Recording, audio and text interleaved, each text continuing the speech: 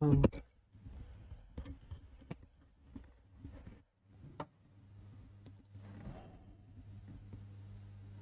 how is everyone?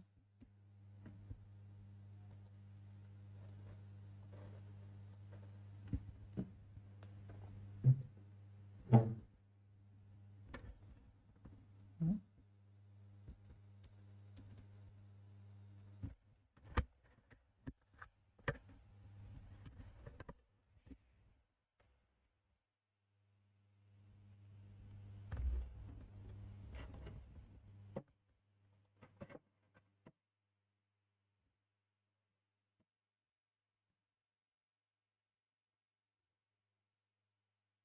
I guess we've been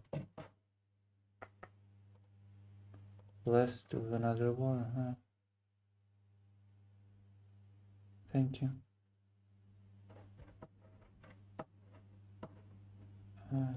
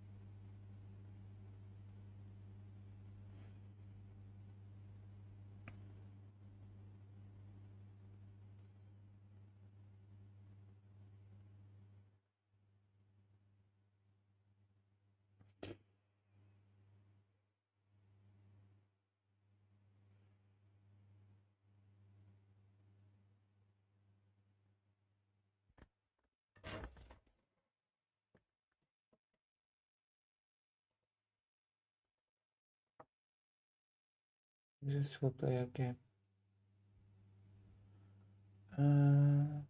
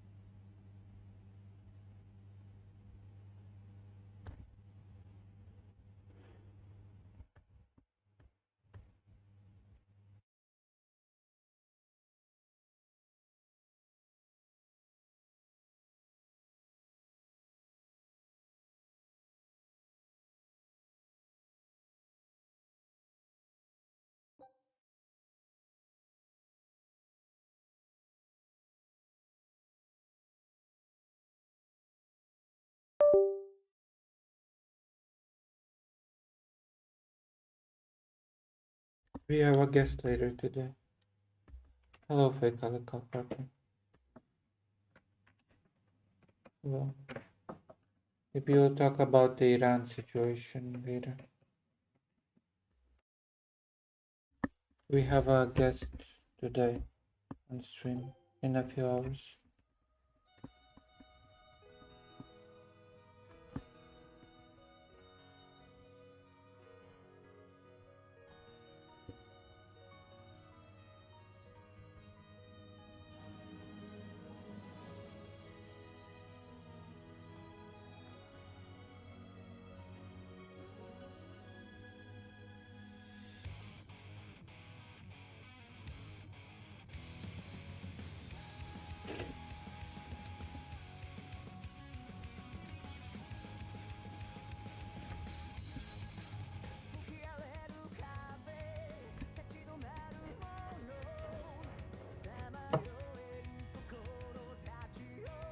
Oh, that's the monetization.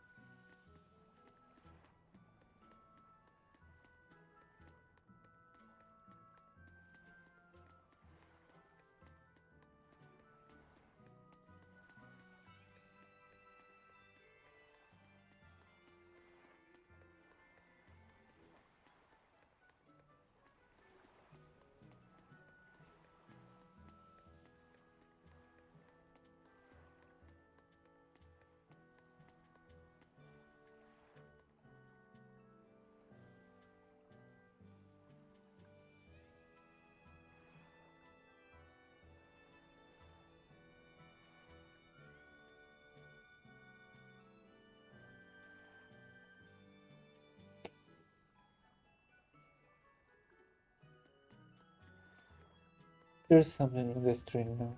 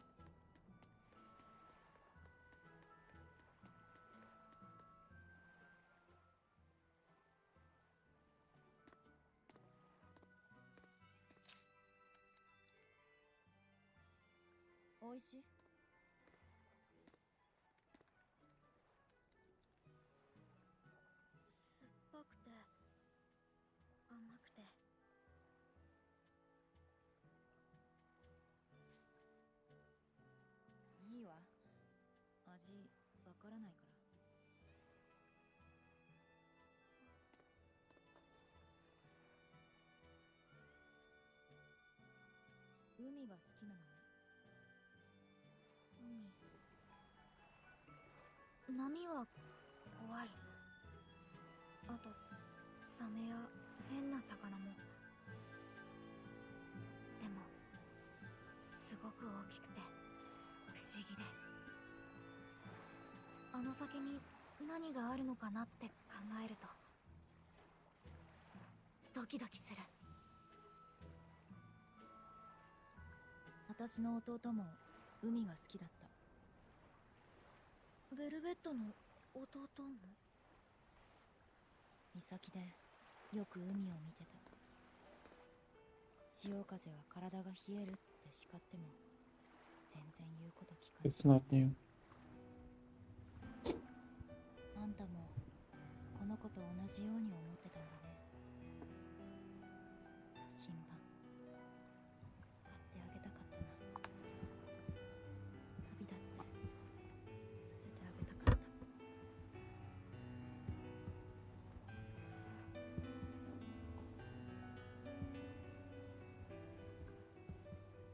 おーい、偵察が戻ってきたぞ。ライフセット、あんたは残ってもいいのよ。僕はベルベットと一緒に行く。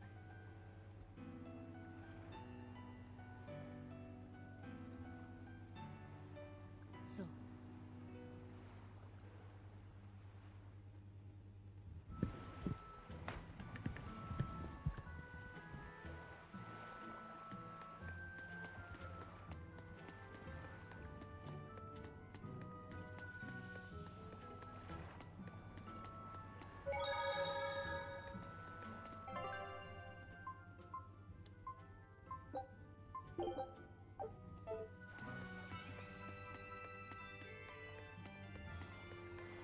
そいつはペンデュラムを使ったんだな。うん。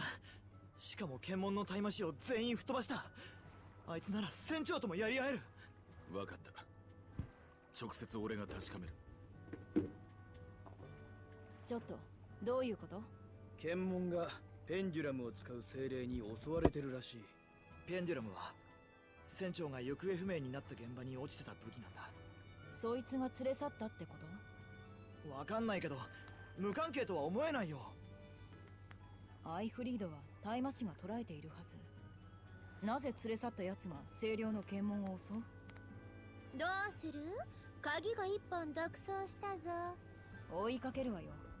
混乱してるならもっとかき回して突破する。ひょへー、過激。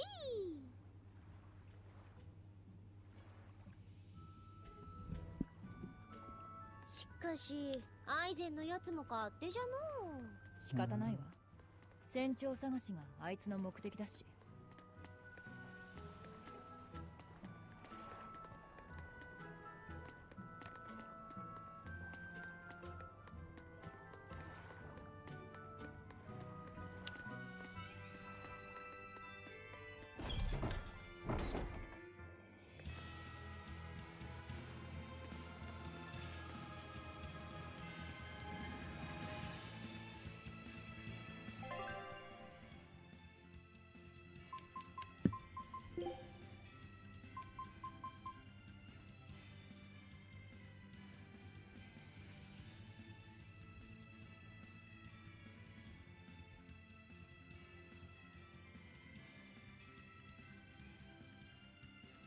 Hello, Dr. Jones.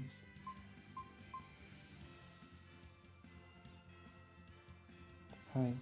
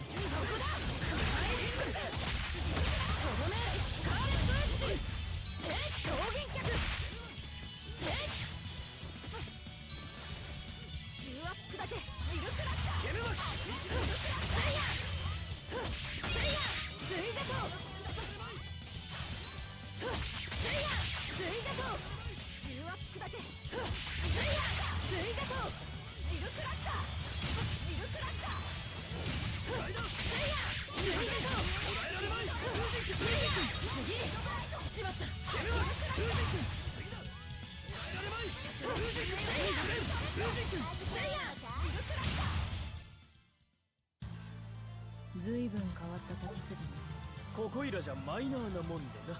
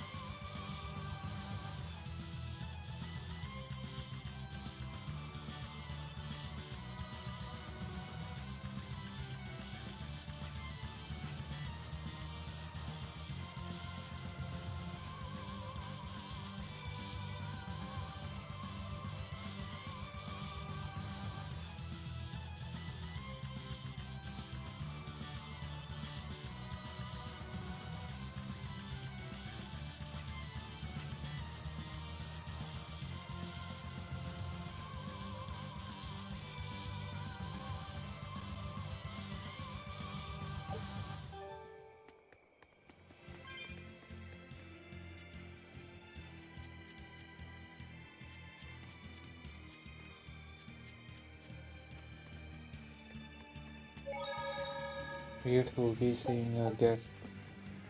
At about 2 a.m., we'll be having a guest.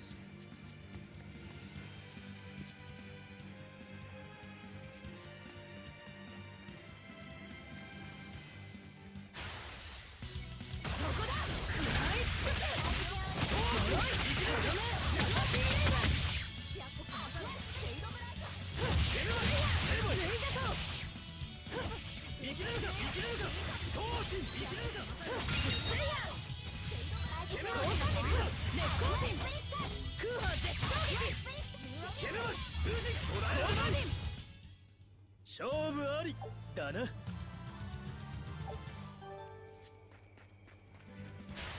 油断するでね。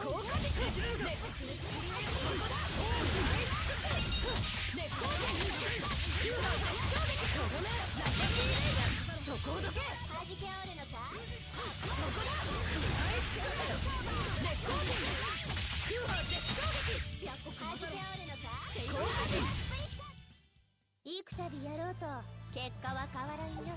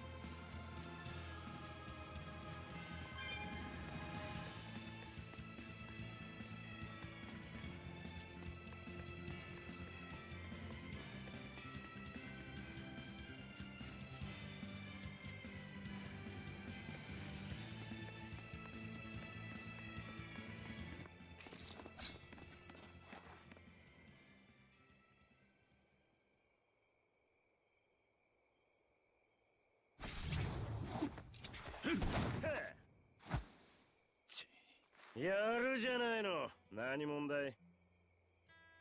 死神アイゼン、アイフリード海賊団の副長だ。アイフリードの身内か。これまた楽しめそうだ。やはりお前がアイフリードをやったのか。いいね、いい気合だ。落ち着きなさい、アイゼン。こいつは精霊で精霊を襲った。協力すれば結界を通れるわ。つまらねえ理屈言うなって。俺は俺のやり方でけじめをつける。邪魔すんな。そう。じゃあ私も私のやり方でやらせてもらうわ。あんたたちを動けなくして結界を開ける。こいつはどうだ。なんでこうなるんだ。とにかくベルベットを助けるんじゃ。ついた後が可愛い。確かに。すまん、アイゼン。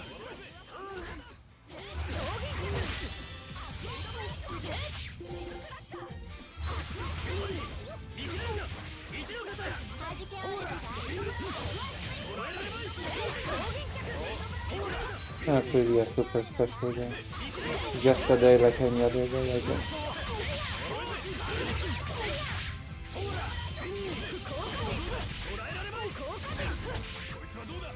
Well, a war started, so I guess that makes it special in a way. The now new war president has decided to invade Iran and bomb Moscow and kill a dozen of people.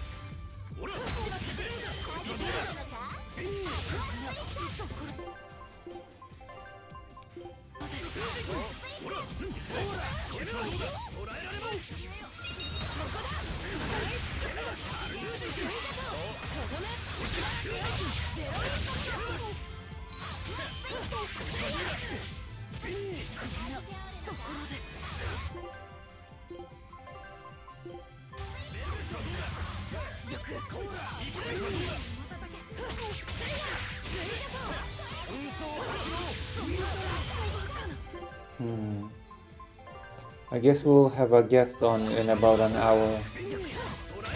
Hour is 15 minutes. If everything will come to according to plan.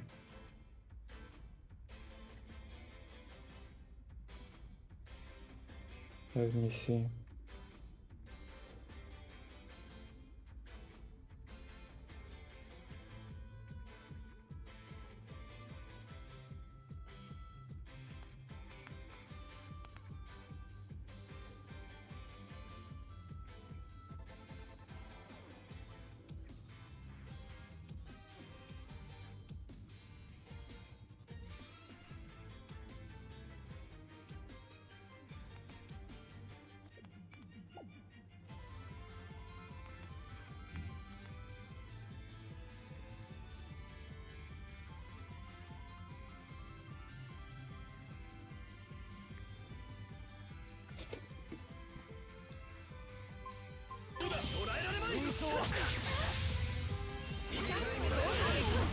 Merrick.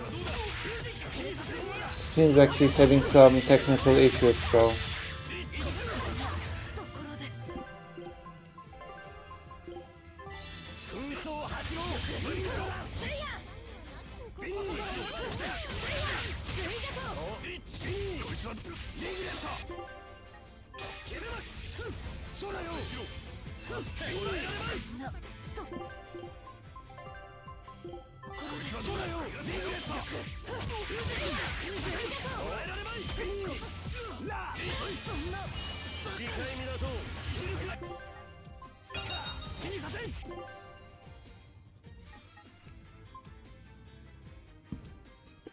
I'm talking to her on Discord.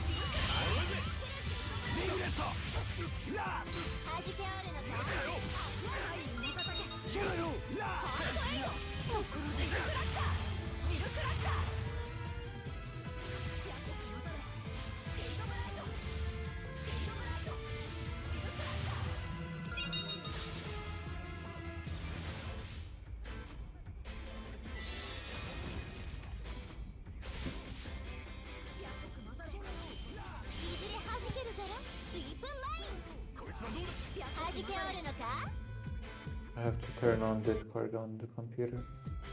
We might be talking to a guest.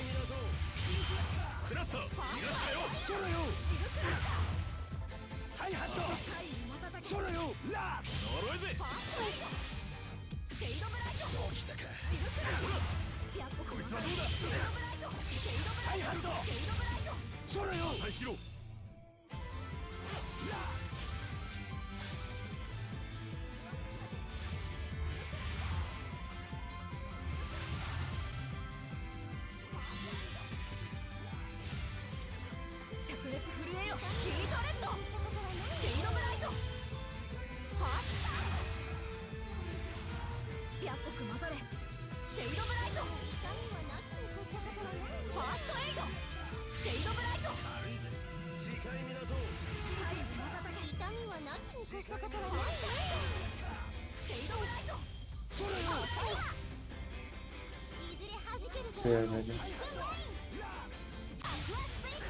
Yeah? Yes, Dr. John?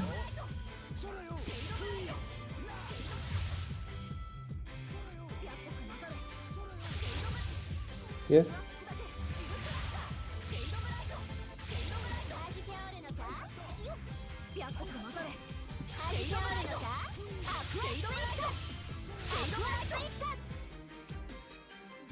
Four people. I guess that sounds about 面 right. 白いなあんた。同志を殺す。そいつはすげえ。こいつは本気だぜ。あった。喧嘩に勝ったのはあんただ。どうすりゃいいんだい。では精霊のお歴々結界の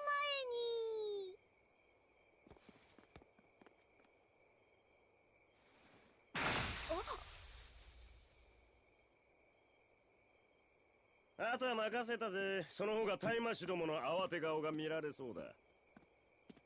待て。まだ肝心なことを聞いてねそれ以上はやめとこうぜ、アイゼン。命のやりとりになっちまえ。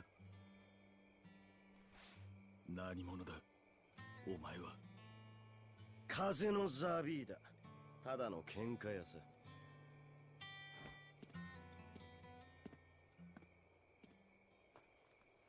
結界は開いたわ。追うなら止めないけど。いや、神殿に向かう。アイフリードの行方に近いのはメルキオールの方だ。バカね。割り切れるなら最初からそうすればいいじゃない。そんなに器用じゃない。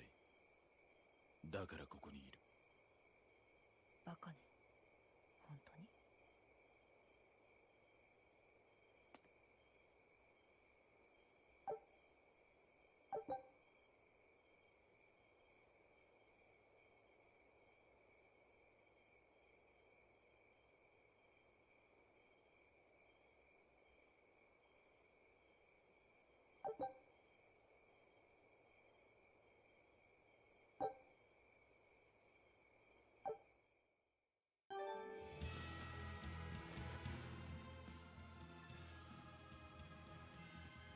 アイゼン、さっきはごめん。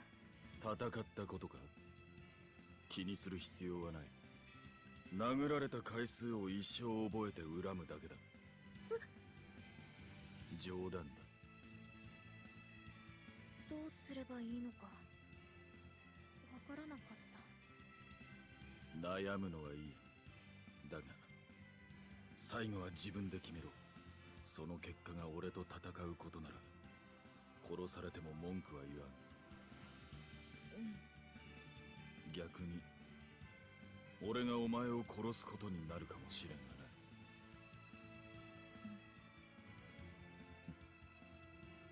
喋りすぎちまった。あの野郎のせいで血がたぎっているようだ。全員気絶してるだけみたいね。喧嘩やザビーダか。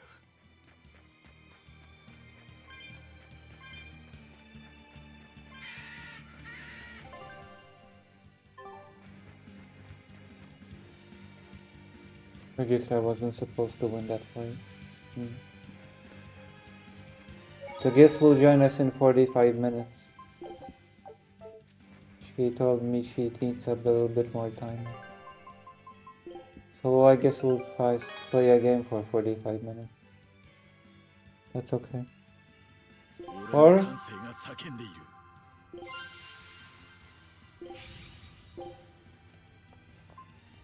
探索戦。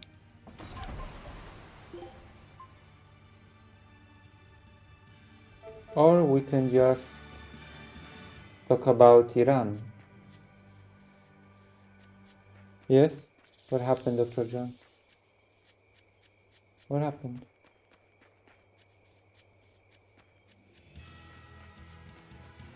You should be able to hear me. Is the microphone off? Ah. Thank you.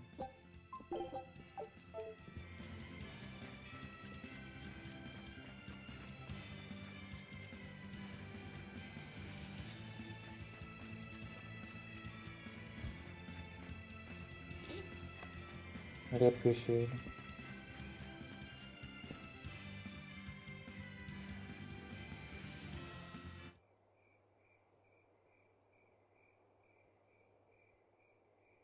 警備は精霊だけか。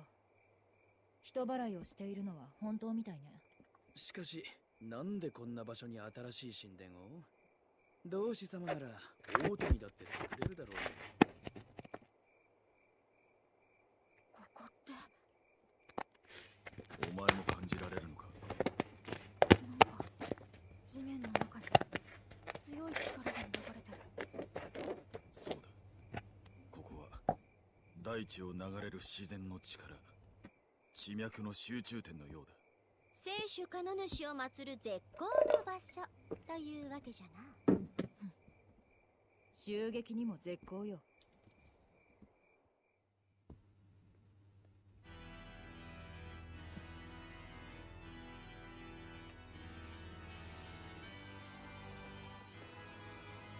誰も入るなと言ったはずだが。申し訳ありません。ですがローグレス利宮で異変が発生して。エレノア、自分の精霊はどうした？捕食されてしまいました。左手で精霊を食らうゴーマベルベット。ご存知なのですか？昔の教え子、オスカー・テレサに続いてお前まで退けアルトリウス様、私に新たな精霊をお与えください。必ずあのゴーマを倒してみせます。た。強い感情だな。お前は憎悪でゴーマを撃つのか？ Thank you, Emily. 申し訳ありません。模範生のお前もベルベットに当てられたようだな。一つだけお教えください。利宮に捕らえられていた巨大なゴーマは何なのですか？あの区画は特等以外立ち入りを禁じているはずだ。ですが、あれは精霊の結界で捕らえられていたあんなものが王都にいていいはずがありません。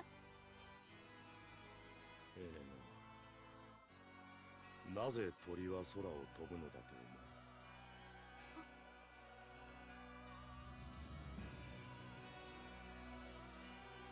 それは餌を捕らえるためでしょうか？下がりなさい。お前が知る必要のない。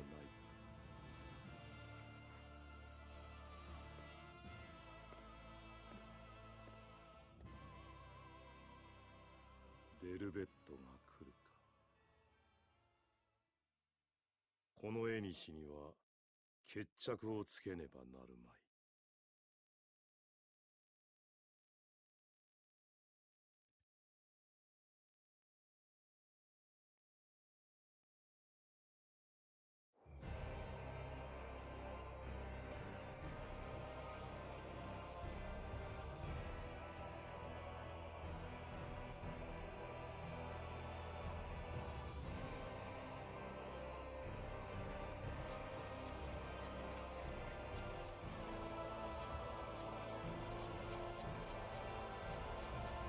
How is everyone?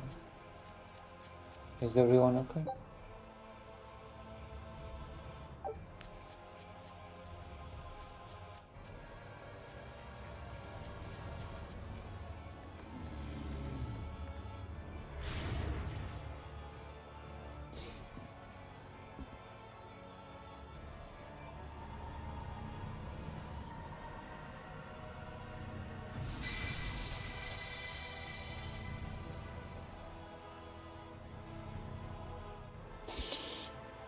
Our guest will be here in 精 30霊術 minutes. を使った仕掛けのようだ。おそらくここの警備に関わるものだろそう考えるのが自然ね。う。他にも仕掛けがないか辺りを探してみよ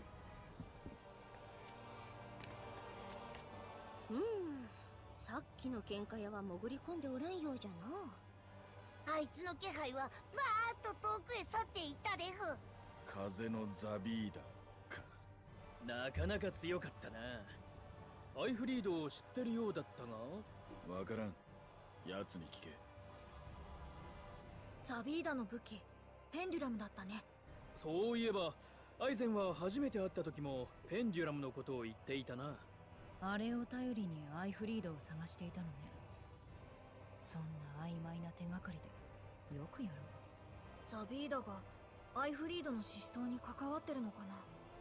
とザビーダからはちっとも先を感じなかったでふけど、わからんが多分また会うじゃろうて。清涼にも因縁があるみたいじゃったしの。僕あの人嫌じゃないけど。おう、なんとなく嫌いになれんやつだったな。好きでも嫌いでもまた邪魔したらぶっ飛ばすけどね。今すごい先を感じたでふ。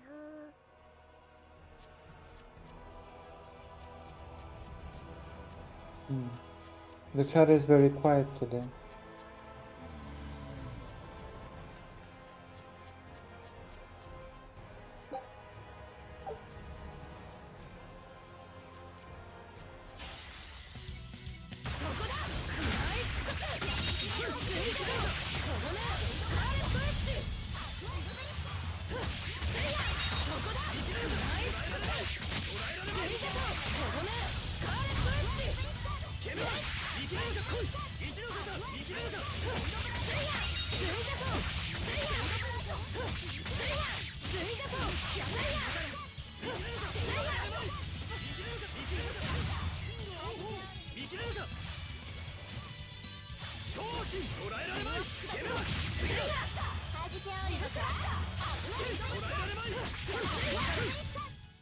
大活躍だったじゃろ。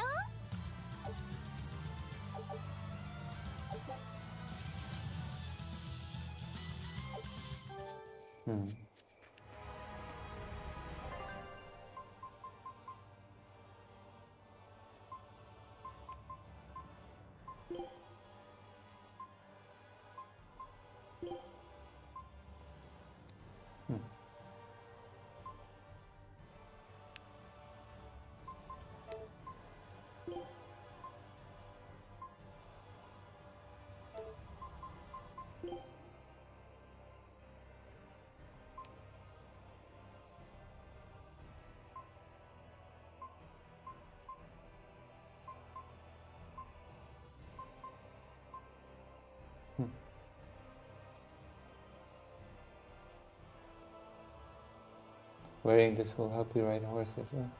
Oh my god, thank you for the $100 for my favorite birthday duck streamer. Thank you very much for the $100.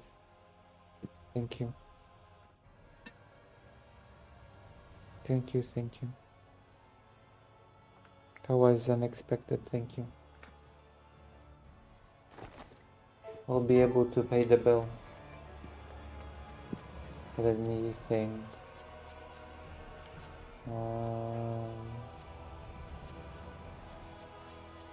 Yes, thank you very much, Dr. Jones. My ploy to do some fundraising via birthday has been successful. Thank you.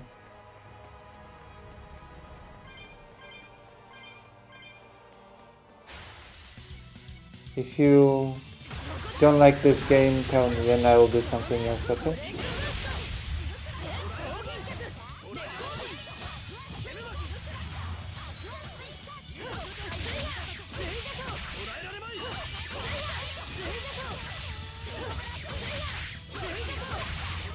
That is true. I am short on money for food. That has been my problem as of a few days. Because I had a sudden expense, so.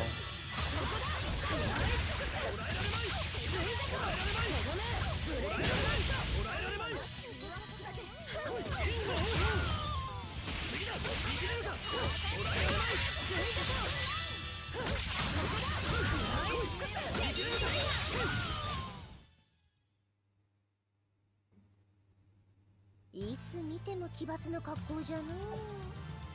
慣れちゃいるがお前に言われたくは。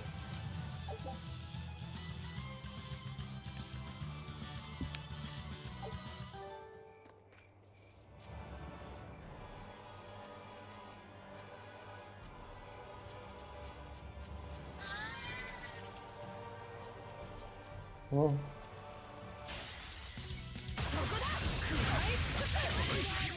Do you want me to continue this or play something else? Oh, we will be having the guests soon, so. Am I winning? Yeah. On the highest difficulty available to me right now.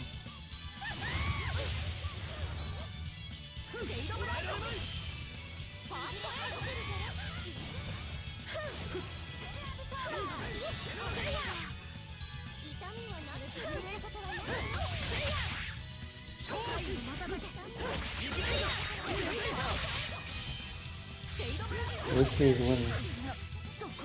Uh-oh. I'm winning because Lucy is streaming? Thank you. Uh-oh. I cannot revive.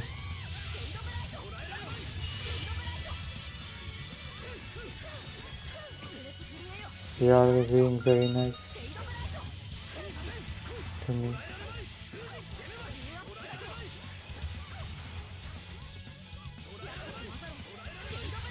Thank you.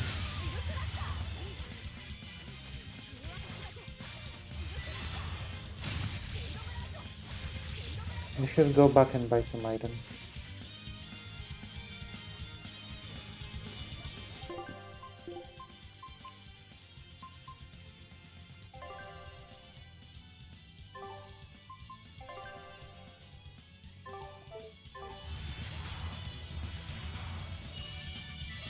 Let me see. 襲撃一等この距離なら外しませんゼロの方白切り札を出させたことは褒めてや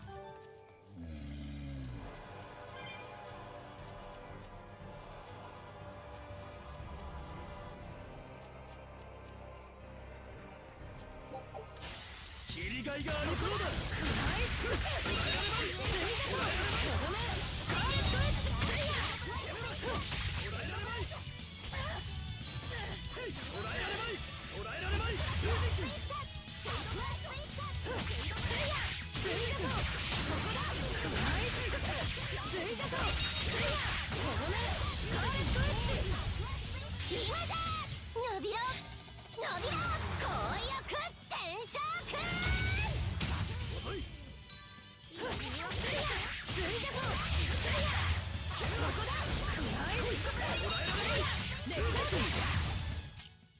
やれやれね。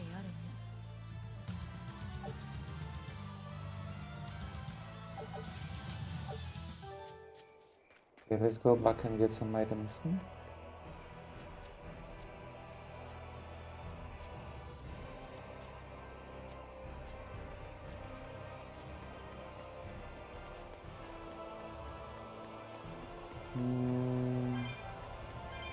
Hey, nobody answered me if they want me to continue playing this game or do something else.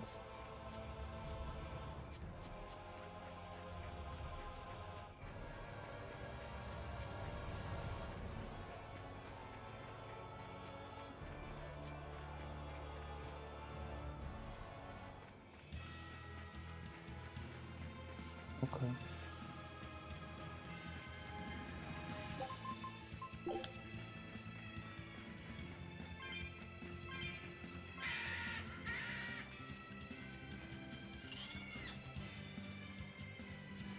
It's Lucy's birthday. Let's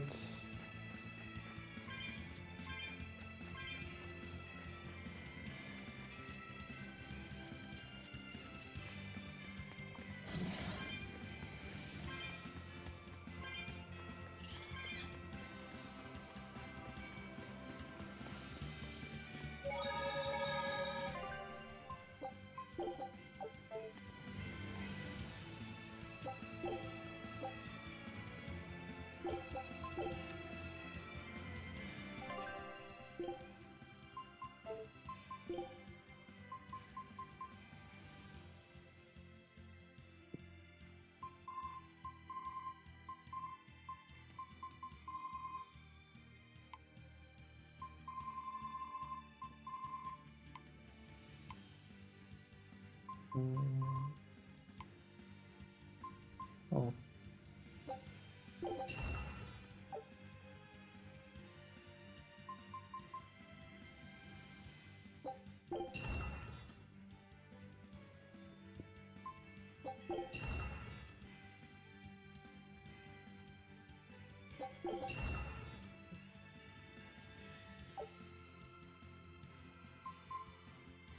What do you know?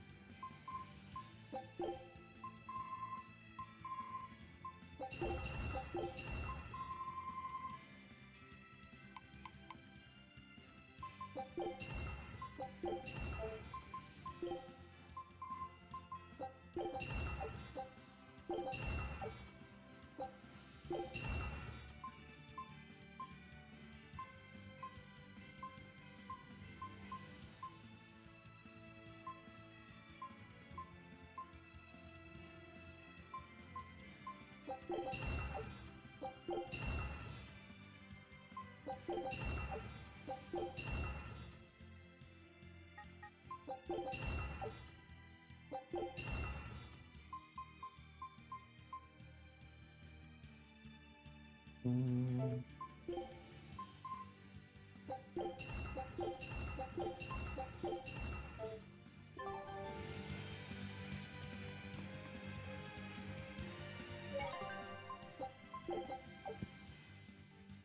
I guess we'll be talking to our guests in 20 minutes.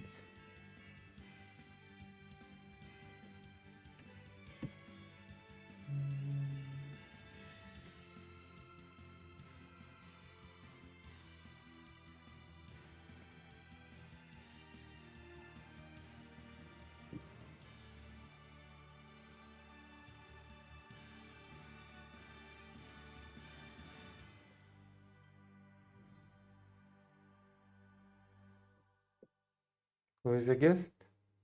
I am in Ukraine. Yeah. The guest is Marek. Have you heard of the streamer called Marek? She used to stream a lot more, but I guess she stopped streaming at some point. And then she started training to be a medical technician and decided to go to Ukraine to help as a medic.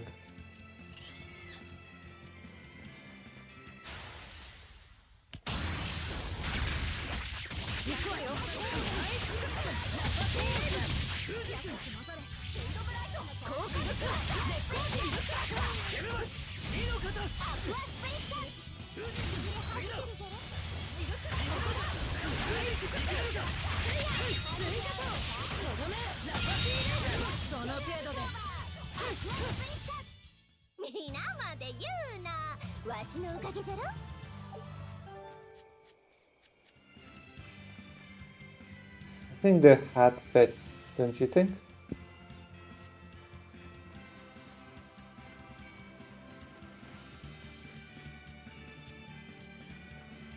Sounds familiar.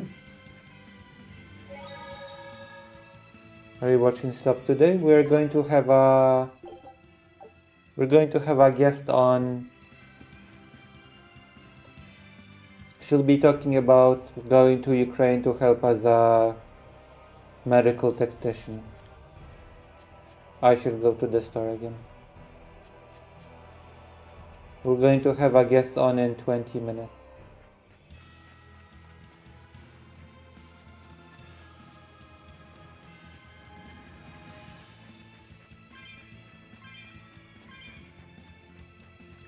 Hello, Vladimir. Not many people have come. Although I had streams, I had in the past I've had a birthday stream when I was basically streaming to 0 people or 1 person, I think. I remember. I prepared a whole Japanese lesson thing, but nobody can.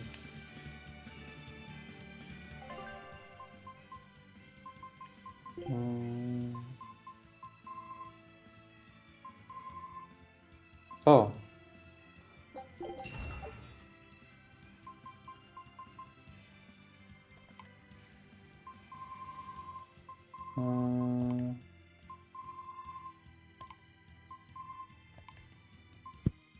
Let's see.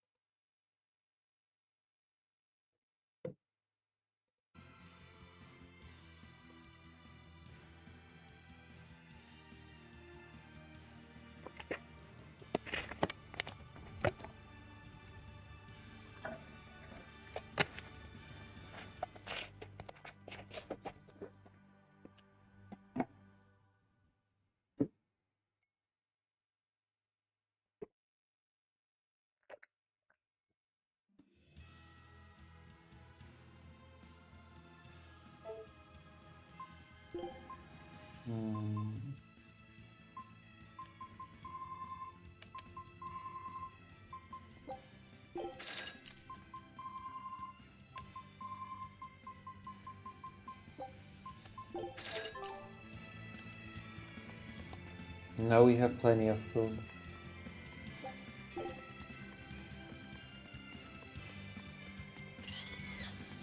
So thank you for the birthday wishes, Vladimir. Maybe I'll discuss Iran with our guest.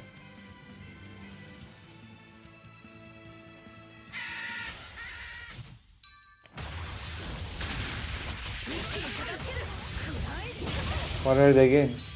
What video would you like me to watch?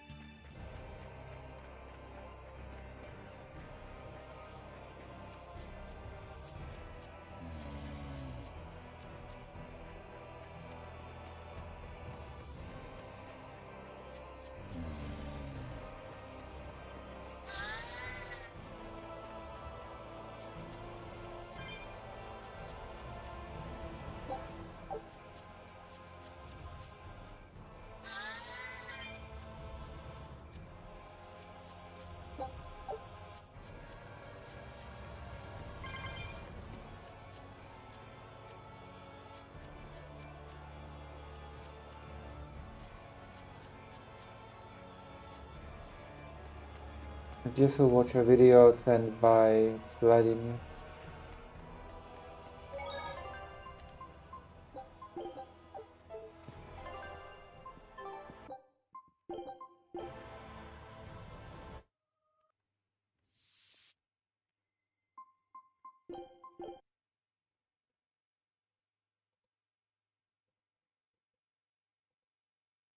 One moment, please.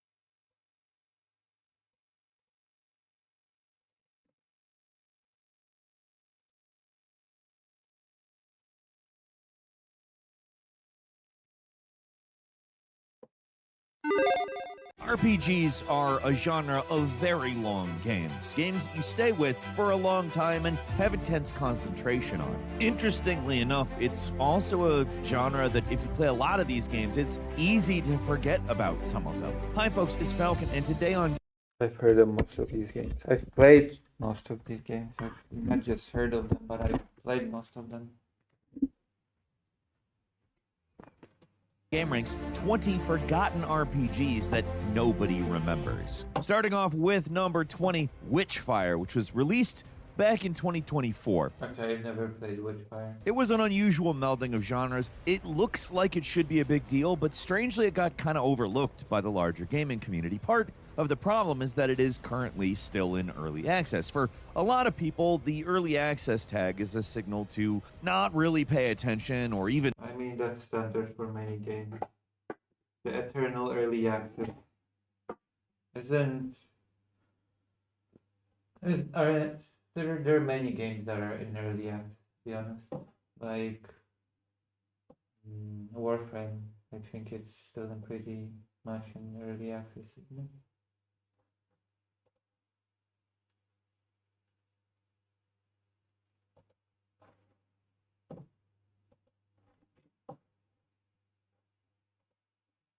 to forget about the game.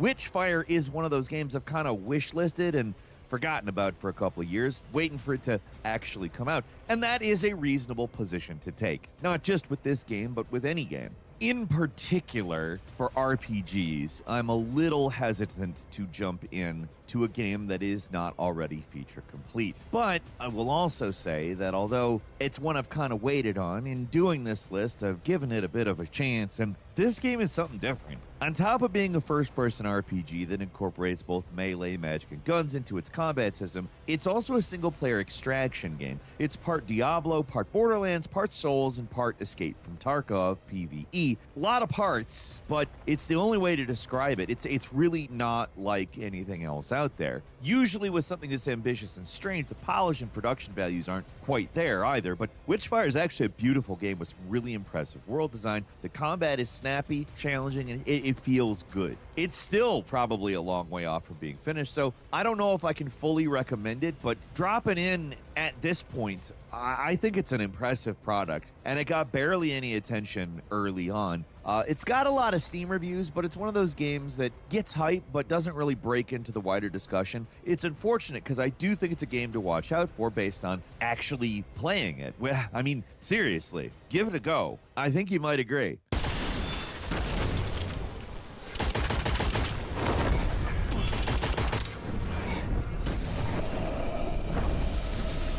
Something I'd also like you to give a go is enabling notifications. I notice comments. People are not getting all of their videos. They recently brought the number of long-form videos that are displayed on the homepage down to 3 and blast you with shorts. So if you want to see GameRanks videos, honestly, notifications are probably the best way to ensure or at least raise the likelihood of seeing them. We also really appreciate it. It's doing us a big solid. We hope it helps you see some stuff you want to see. I won't waste any more of your time. Thanks for enabling notifications. Let's get back to the video. And number 19 is Romancing Saga 2. Square Enix has been putting out a lot of high quality but completely overlooked games in the last few years. This is a remake of a Super Nintendo game. I've played Romancing Saga on the Super Nintendo. It's a strategy that feels pretty old school these days, with all these other publishers putting all their eggs in one basket, hoping for a mega hit, rather than the old way of just covering the spread and hoping for the best. The old way is definitely safer, it's more consistent, we get more games, and oddly enough, you could profit without a mega hit. Square Enix publishing a lot of games has worked out for them in the long run, but it does mean that at least in the West, some games have been falling through the cracks, like this one in particular. The Saga games have always been pretty niche over here. A lot of the SNES ones, including the game that this is a remake of, never even got released outside Japan. And the Saga games that did come over here were either rebranded or mostly ignored. At best, they managed to be cult games like Saga Frontier. It's a shame because the original Romancing Saga 2 is a pretty mechanically interesting game, and the remake is an excellent modern reimagining. It's a non-linear RPG where you don't play as a single character but a role. You're the Emperor, and as you progress through the game, you pass down your skills to the next Emperor. You can pick a lot of different classes to play as. That affects your overall growth. Takes you thousands of years to get through the game, depending on how long to get through the 7 legendary heroes who get corrupted by evil. Takes a long time to defeat them. Like basically every Saga game, there are a lot of strange, unexplained systems here, but even still, this is probably the most accessible game in the series. 2 is highly respected in Japan, but is mostly unknown here. That should change. This is okay.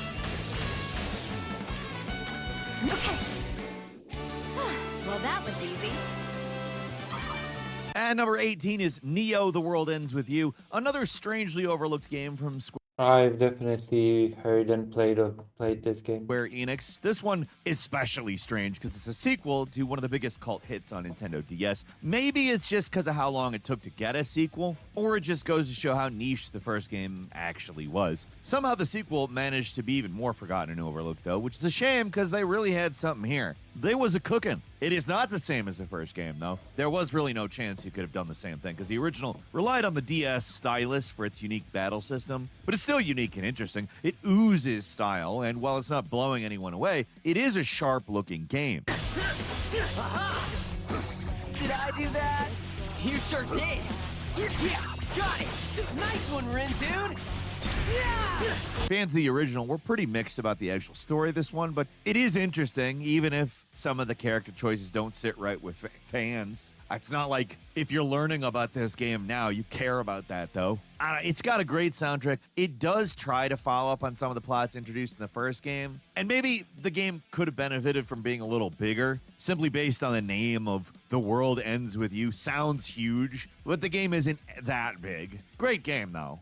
At number 17 is Divinity 2, the Dragon Knight Saga. Larian is a household name these days, but back in 2010, the Divinity series was far more niche than it is now. In 2025, the latest Divinity game gets featured front and center at the Game Awards, and immediately becomes one of the most hyped upcoming releases. But go back 15 years, and the name Divinity didn't really mean a lot to a lot of people. Divinity 2, originally subtitled Eco Draconis, then Dragon Knight Saga, then just Developer's Cut. Game saw a lot of variations. It was made during Larian's weird phase where they couldn't quite figure out the formula. The first game in the series was more of a Diablo type, where this game is like a third-person action RPG where you could fly dragons. Weird hybrid that's lacking some of the personality of later Larian games, but one of the few games that really lets you cut loose on the back of a mighty dragon. It stands out more than some other RPGs of the era that were more generic and forgettable.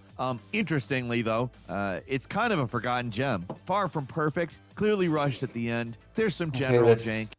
And number 16 is The Last Story. We currently live in... I finished The Last Story when it released in Japanese on the Wii.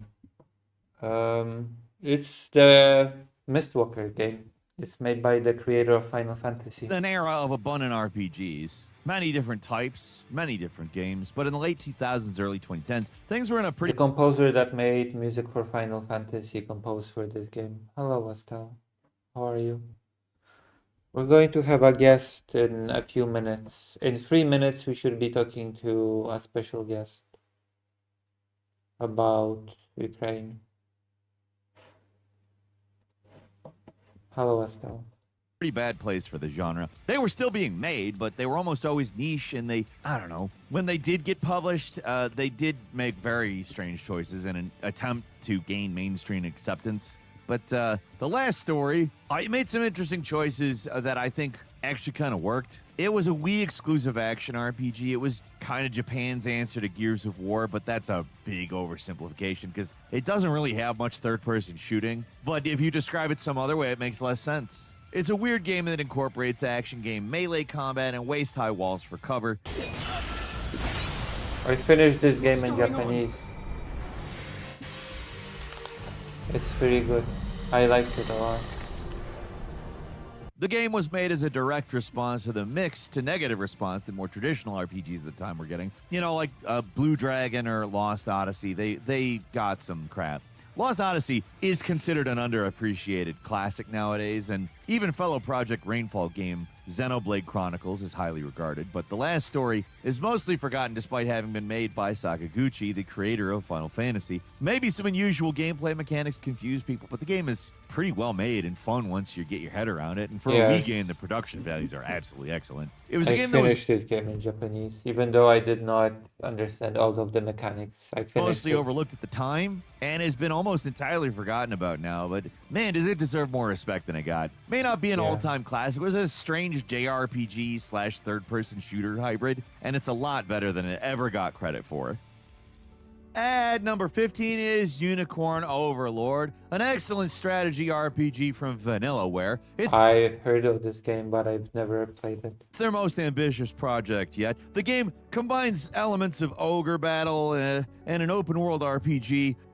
It's weird to say that, but it does it to a brilliant effect, and it's not super difficult, at least till the end. It is a beautiful and very fun tactical RPG that has many influencers, but brings it together in a unique way. It just stands on its own. Technically, probably the developer's most successful game, selling over 1 million copies in under 6 months. Maybe in terms of pure sales, it's below Dragon's Crown, but for this studio, is a big success. Still, with even positive word of mouth and strong sales, the game remains pretty niche among more casual RPG players, which is a shame because it's probably the studio's most accessible game yet. I should play this on stream maybe someday.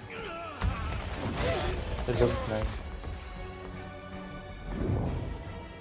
The artwork is incredible as usual, but the gameplay is easy to understand and play, despite having a ton of depth. The real-time nature of the combat means fights go by pretty quick. The old world gives you a lot of other stuff to do. You don't just have to grind through the main plot. Having an aspect of exploration, getting some side activities is a big improvement for a game like this, where even the excellent combat, it can get a little stale after a while. The story's pretty straightforward, but as a hybrid strategy game and RPG, it's a very good fusion of genres that remains relatively niche. And number 14 is Summoner 2, an RPG from the PlayStation 2 made by Volition, the Saints Row guys. Before donning the purple, Volition made a wide variety of games, including the first ELSS noteworthy Summoner, a Western-style RPG with real-time combat and a creature summoning mechanic to go along with the fighting. That I first know game is really Summoner. only notable for being a launch PS2 game.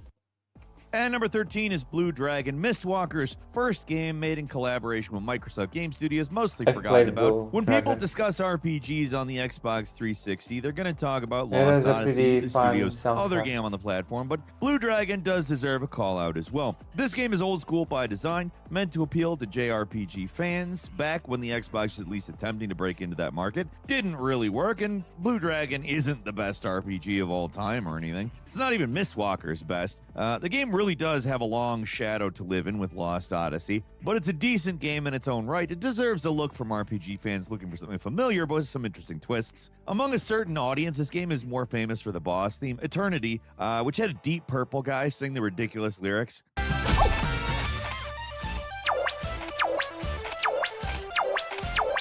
It has a nice soundtrack. They just took that song and used it in Shut Up and Jam Gaiden, which is somehow less obscure than this game. While the game got dinged by reviewers for being so old school and traditional, these days that's actually refreshing and people like it. I mean, I always thought that was a good thing, personally. And number 12 is Stray Children Moon Remix RPG, has been cited as a major inspiration for Undertale, and now the creator of Moon came back in 2025 with a new game that is in many ways inspired by Undertale. Moon is a crazy obscure RPG, but its spiritual successor is even more obscure despite coming out only a few short months ago. Despite being made by a new team called Onion Games, that distinct Love de Leak charm is all over this I've thing. never played this. I had some consoles. Oh, thank you, Staff Slacker, for the $15. 15 birthday dollars. Thank you. Is strange and beautiful, but also needlessly frustrating in a way that's gotta limit the game's appeal. It's Undertale, but they made sparing enemies a huge pain in the ass.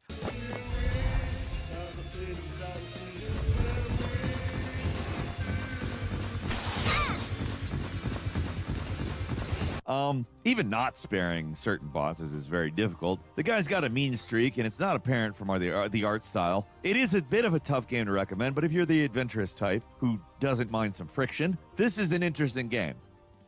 And number 11 is Resonance of Fate. This 2010 RPG developed by Tri-Ace is one of the strangest from the era. It feels like something out of the more adventurous, freewheeling days of the PlayStation 1, just released at a time when RPGs were severely on the downswing. It's far from a traditional RPG, from the narrative to the combat, even the weapons that you use. There's no sword in sight. All three of the main characters use guns in a strategic combat system. It's one of those games, though, that once you get your head around it, man, it's interesting. It just doesn't play like anything else out there. The story is a bit strange and meandering, doesn't have a standard overworld. It's just not a traditional game.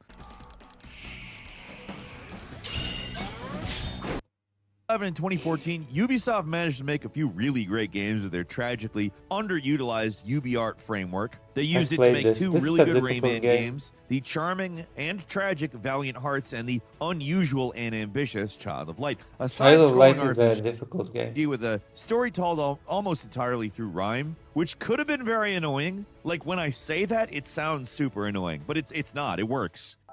It was the Great Friday before Easter 1895.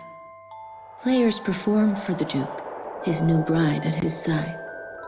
It uses a fairy tale atmosphere, and it has a Grandia-inspired combat system, which, ooh, man, more of that is needed in the JRPG world. It's tactical, it's challenging, it's not a long game. It was originally released for just $15 on Xbox Live Arcade, but that does not mean it is lacking in content. I have it. I should play it. And number 9 is Anachronox. Man, is this a game I love talking about. John Romero was making the world his with the abysmal.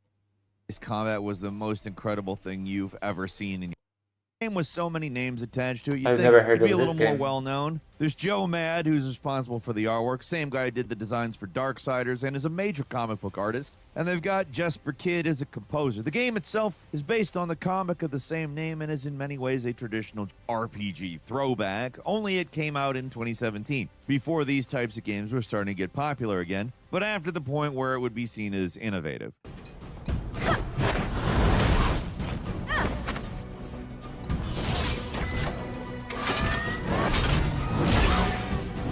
The game kind of feels lost in time, you know? It's grindy, the battles can be slow, but as an RPG, it's pretty damn well made. Bit of a toss-up between this game and Ruin King, a League of Legends story. They're both mostly forgotten, Western-developed JRPGs made by Airship Syndicate, but at least more people know what League of Legends is. Like, nobody remembers Battle Chasers.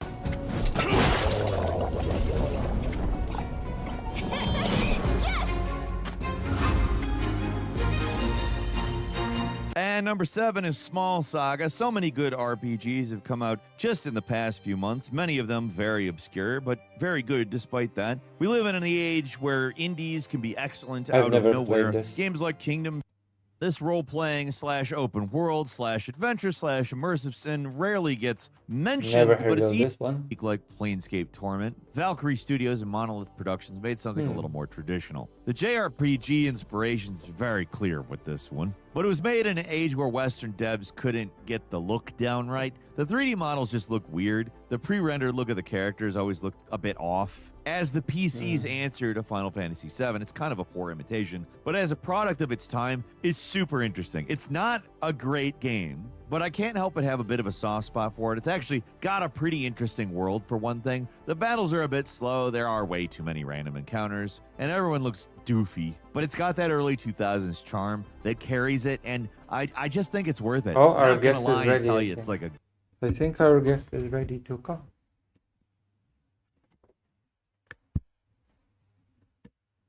Alright, I am calling my guest right now. Start voice call.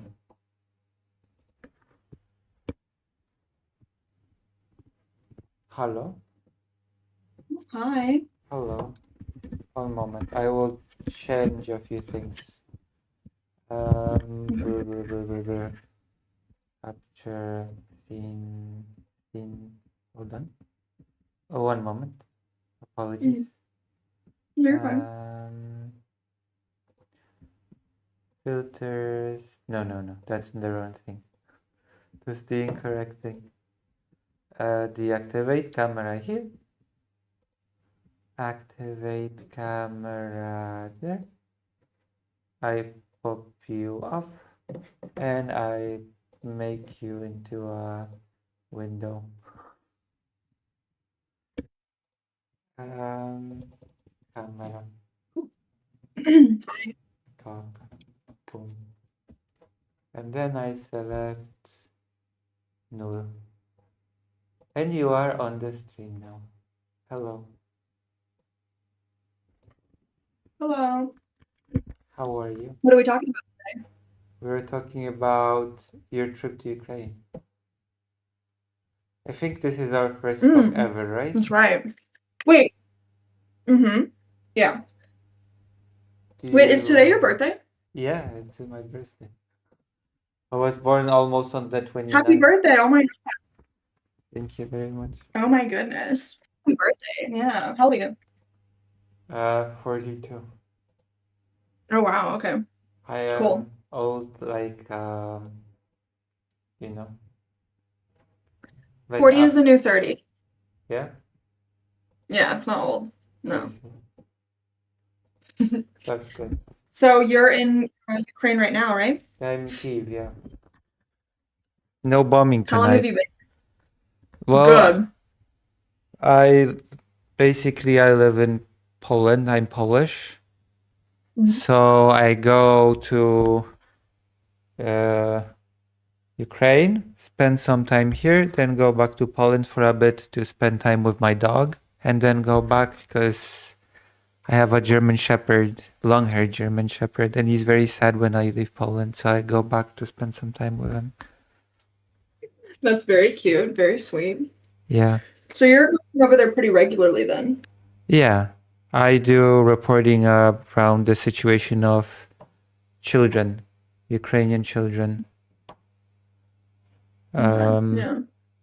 There are three types, the three groups that I focus on. Kidnapped children, the children that are kidnapped by the Russian Federation into Russia proper, Russified, and indoctrinized into becoming soldiers to fight against, well, not just Ukraine, but any of Russia's enemies in the future.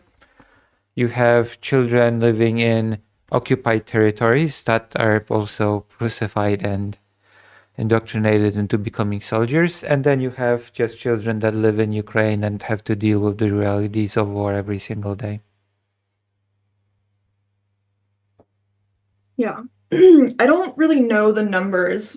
I know that Russia takes children and like actually physically removes them from Ukraine and takes them to Russia, Yeah. but I don't know what the numbers look like on anything like that. Well, you have two types of children. You have the unaccompanied children, which basically don't. That means that there was nobody with them when they were kidnapped, which doesn't mean that they are orphans without any family.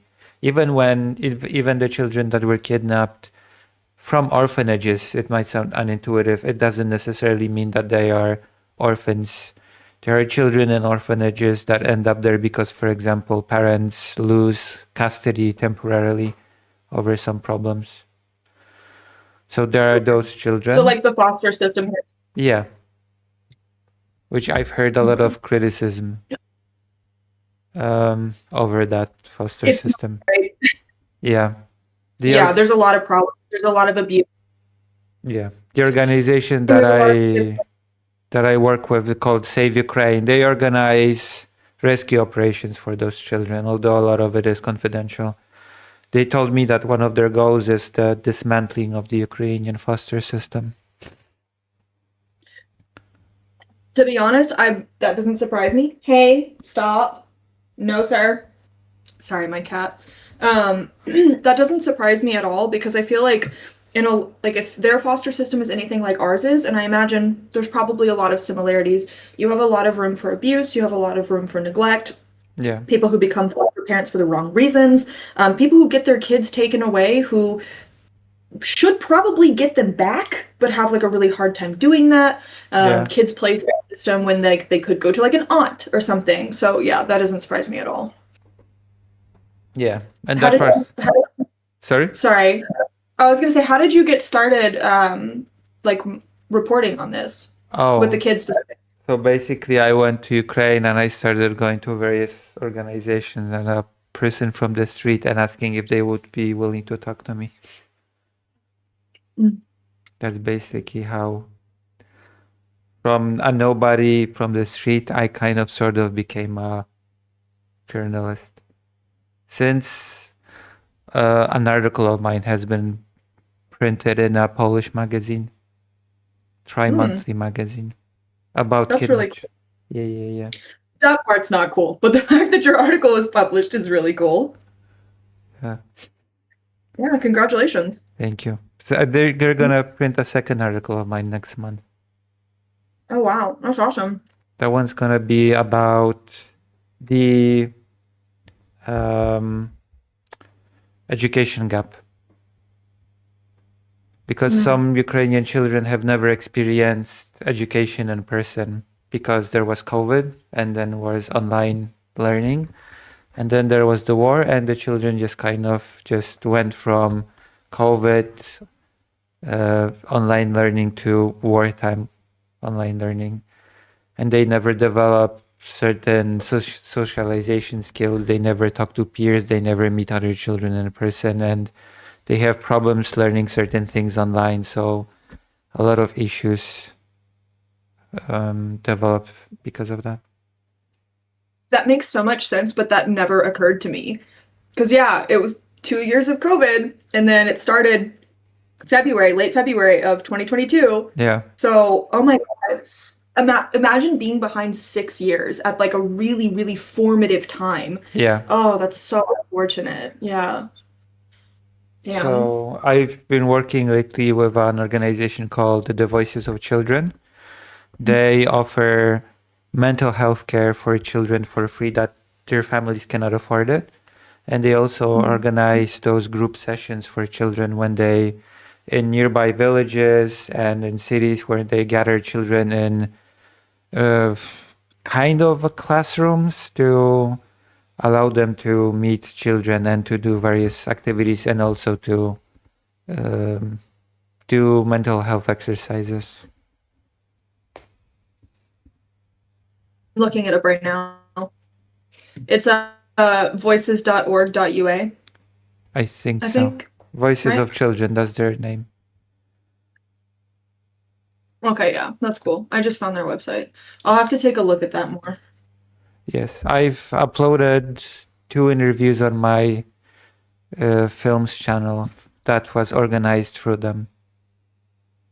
One was with Oh, a that's cool. 16-year-old girl that is from Bakhmut.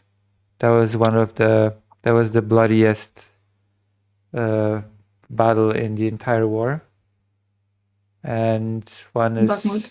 yeah, Bakhmut. One is from Zaporizhia, and Mhm. his story is he's much younger. His story was that a building next to his house was bombed and destroyed, and he was living for a while in the corridor of his apartment because he was just afraid to go out. He had panic attacks, couldn't breathe, and then had therapy from the Voices of Children. So it became better. So they're providing like services.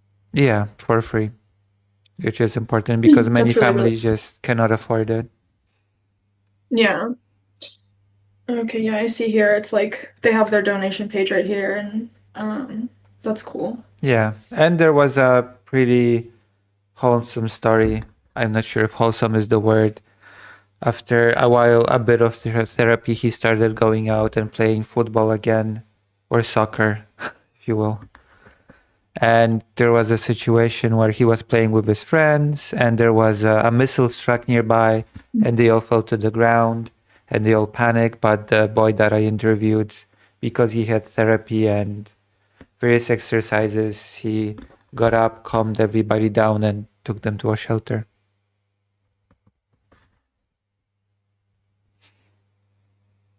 So Oh, he, that's really, really, really cute. yeah, so How- he learned how. How long Sorry? have you been working with them? I've started How long have you been working- working with them? I've started working with them last year. Because there was Okay, a person that worked with Save Ukraine, the organization that rescues kidnapped children, and a person from there moved to Voices of Children, and she contacted me and said, "Oh, I liked working with you with this organization, so it would be nice if you continued working with me also in this organization." That's very cool. That's very cool. Yeah, I've been trying to figure out like what sort of NGOs that I might want to work with. So I'm gonna write some of these down. Hold on. Let me actually make a note real quick. I have like medical. I'm going through EMT school, and I'm gonna get my TCCC when I get there, and I'll have medical training. But that doesn't mean that I wouldn't be willing to do other things. So it's voices. You're going to go to the front line as a medic? Not entirely sure yet. I'm kind of having a difficult time figuring out what exactly it is that I want to do. My initial plan was that I wanted to go and join the army and immediately, and then get medical training and then join the army.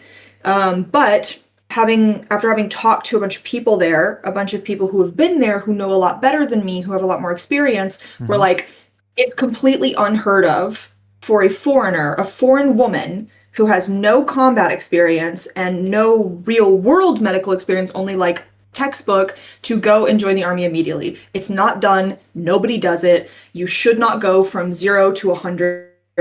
Like, you're not ready. And so I've heard this over and over and over and over again. And I've heard a lot of people say, you need to work with an NGO first. That's the smart thing to do. Get acquainted with being in the country for a little bit. And then if you want to join the army after that, you can. So I'm trying to wrestle with what my options are right now. Do I do what I want to do, which is immediately join the army? Or do I listen to people who are smarter than me and who know better than me and try and find some NGO to join that needs medical people but is okay with me only having school experience? So I feel like I'm in a kind of rough spot with this right now. Right. There's another person because you were in the streaming sphere for a bit, right? You were a streamer. Yes, for a while, yeah. The so-called Twitch Paul. Yeah. Yes. Once upon a time. Once upon a time. Now the best streamer is here. Lucy Haza. Yeah. Yeah. And now you're the best streamer. That's so Yes. true. Now that I'm in the game. Biggest Polish Jewish trans streamer. That does politics. That might be true. I don't know. That's cool. Even though I'm a micro streamer. Yeah. But there's another streamer that went to Ukraine, isn't there? Mr. Dylan Burns. Mr. Dylan Burns.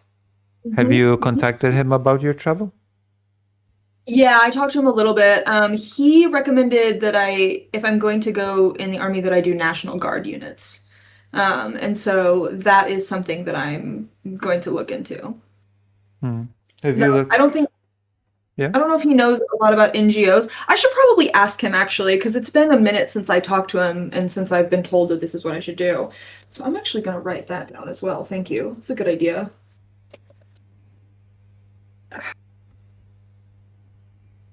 He probably could recommend to you a nice NGO that takes care of animals. Oh, wait, he did work with medics. He filmed surgeries.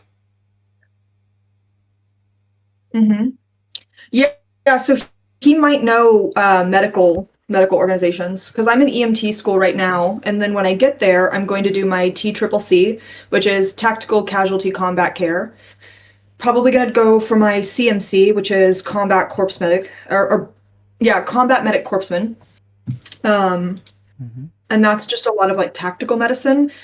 My end goal is to learn PFC, which is prolonged field care, which is like one of the highest levels of pre-hospital care that you can be trained in. So what you were planning, you would like to work in those spots that receive people from the front line and prepare them to be taken to hospital, yeah? Yeah, so those are called stabilization points. Yes, stabilization points. Yeah, that's where it would be ideal for me. There's a Polish medic that I've been following on Twitter. It's called X now. He works for a whole organization. He started a whole organization, I should rather say.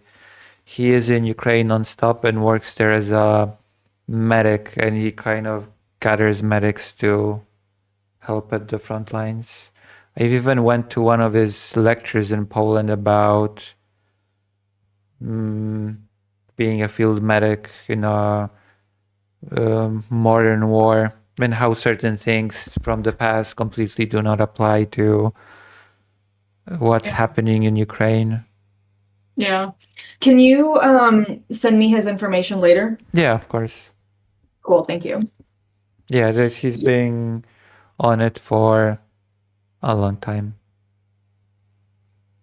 Yeah. I'm friends with a few medics there.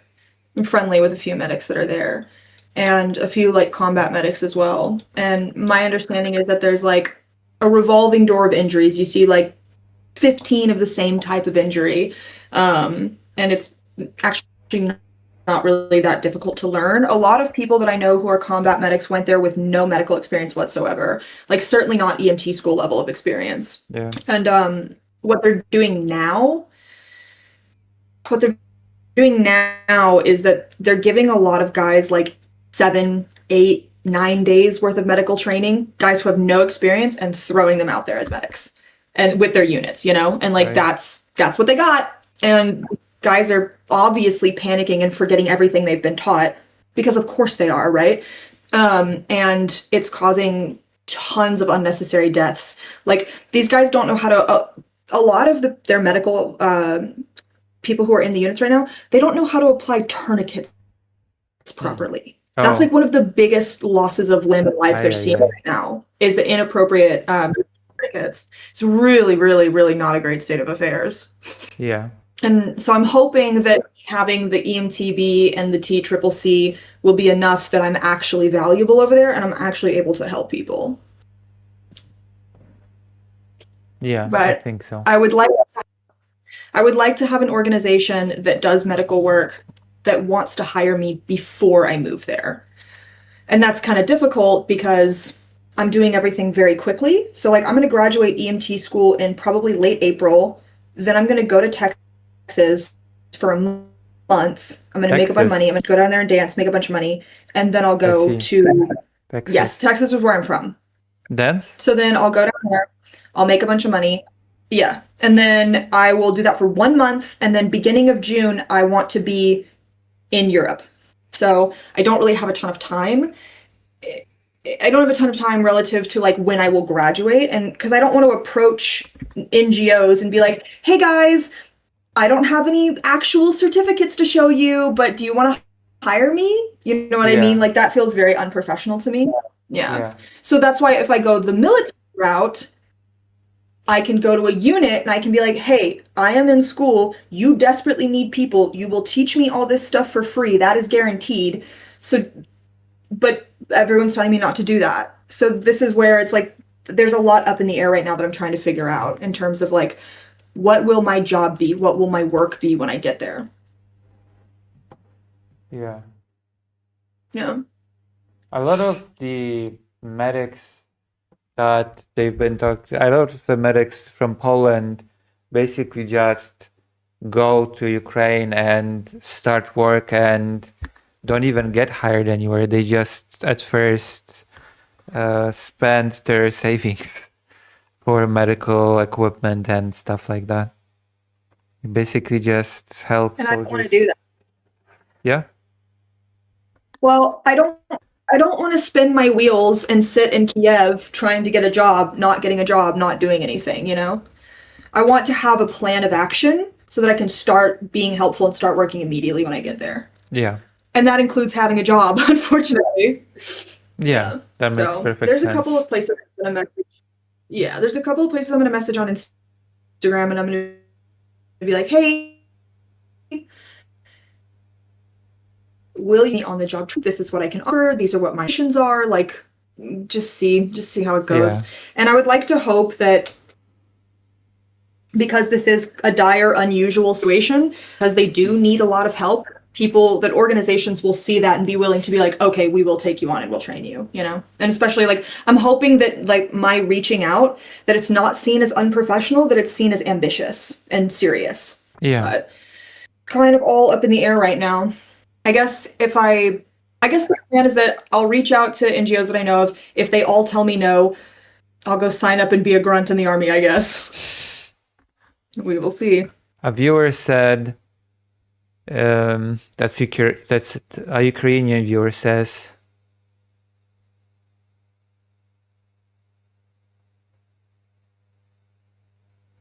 if you're a combat medic, especially if you're a foreigner, would probably be good to ask somebody about those drone detecting devices that are helping to identify. Oh, sorry.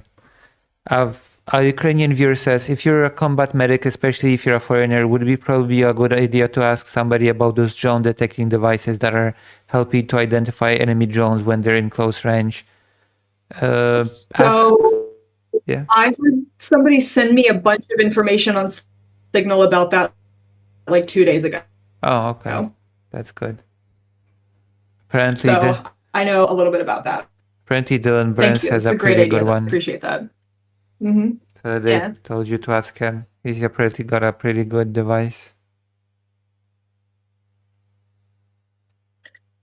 Well, I don't know who this person is, but I would be glad to talk to them. I mean, Dylan Burns has got a pretty good detector. Oh, Dylan, I thought you said a viewer. A viewer told. Did you say Dylan? A viewer told me to ask Dylan Burns. Oh, okay. Gotcha. Yeah. I will. Okay, I'll put that in my notes too. Ask.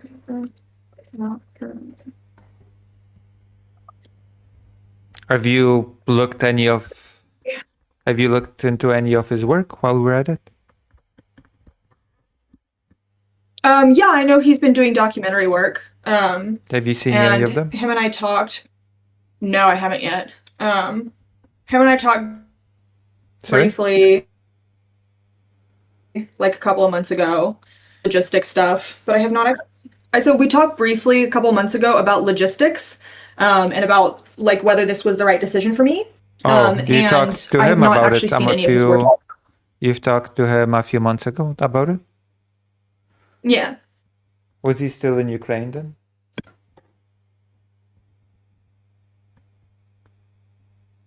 You broke up? No, at the time he was back home for a little bit. But yeah, he told me that at the time he was back home for a little bit. But he told me that he has an apartment that he keeps over there, and that that he had been embedded with some units and that he had done like filming and journalist work. I should watch some of his stuff. I've just been so incredibly busy since I decided to make this. So I decided to take this on and make this decision. That it's been real. I think I've watched a single movie, like sat down and like binged a show or anything like that. It's been very go. I'm trying to learn the language and I'm in school. Oh, you're trying to learn Ukrainian? You're learning Ukrainian? I'm trying to learn it right now. Tak. Tak is also yes in Polish. The languages are very similar. Yeah. Is there like an amount? That's cool. Is there an amount? Is basically 70% of the vocabulary overlap between Polish. Oh wow, that's huge. So it's relatively easy for you guys to understand each other. Yeah, actually, vocabulary-wise, and people are shocked when they hear this. Polish and Ukrainian are more similar than Ukrainian and Russian. Yeah, doesn't Ukrainian Russian, they only have like a 60 or 65% overlap? I think so, yeah. Like in Polish is tak, Ukrainian is tak, and Russian is da. Right? Yeah. It was kind of interesting when because initially I was learning German, Ukrainian, and Russian at the same time. And I was like, I'm gonna fry my last brain cell. Like, there's no way I can't do all of this and go to EMT school.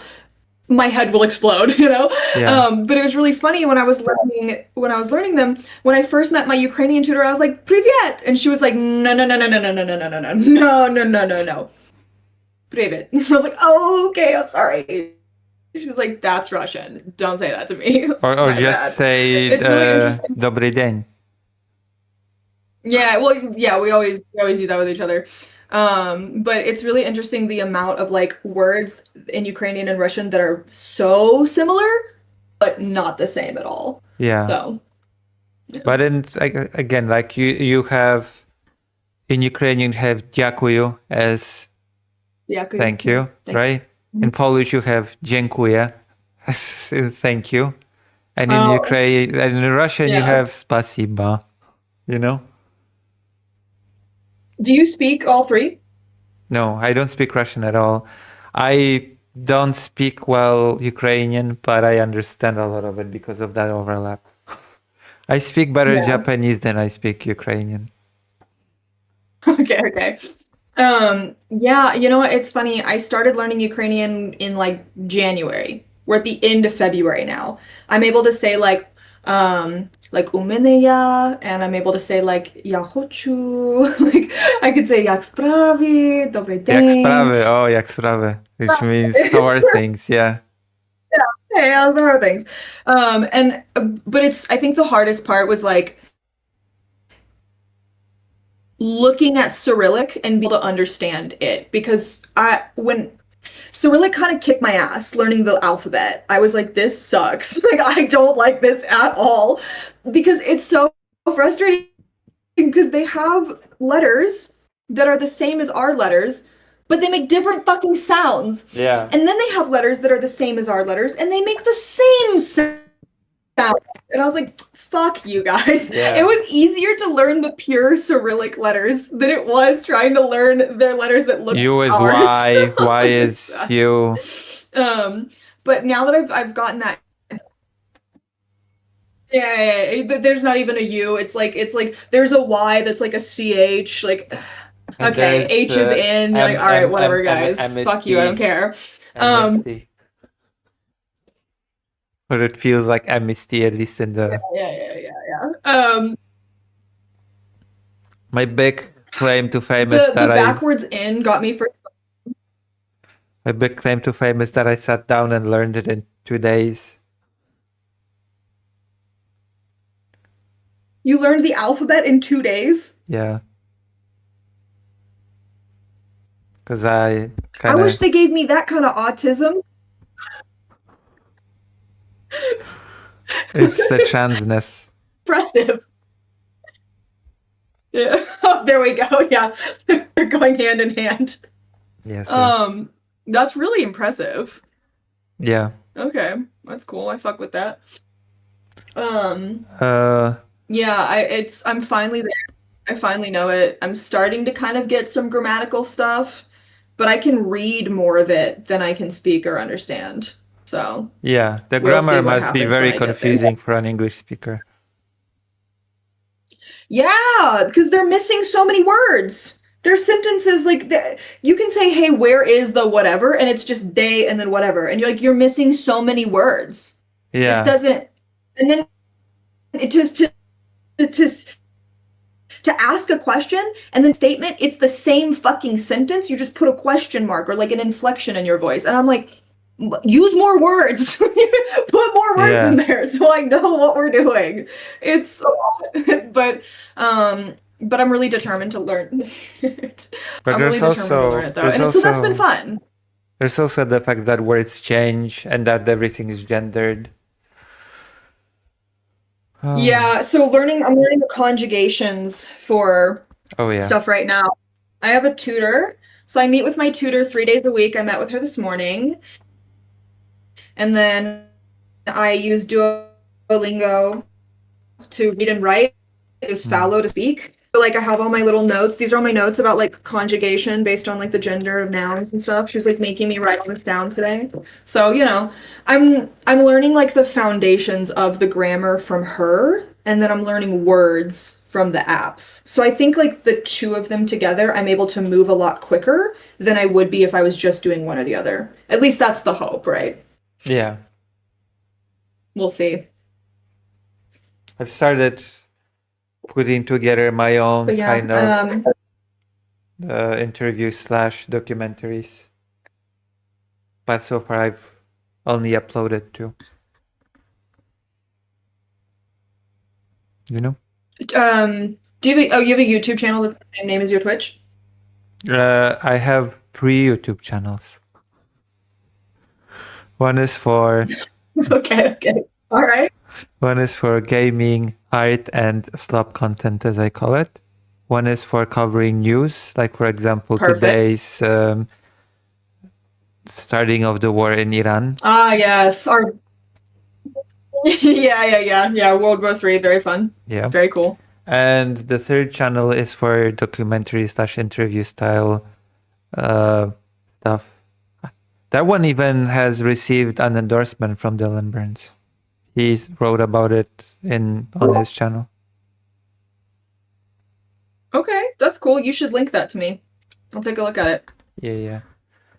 I actually he invited me to a live viewing of his documentary in Kiev. So I've seen one documentary. Did you go? Yeah, I went. That's so cool. Oh my gosh. Yeah. That's really awesome.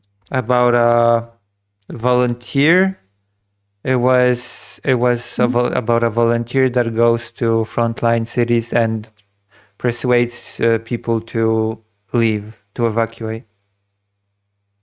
Yeah.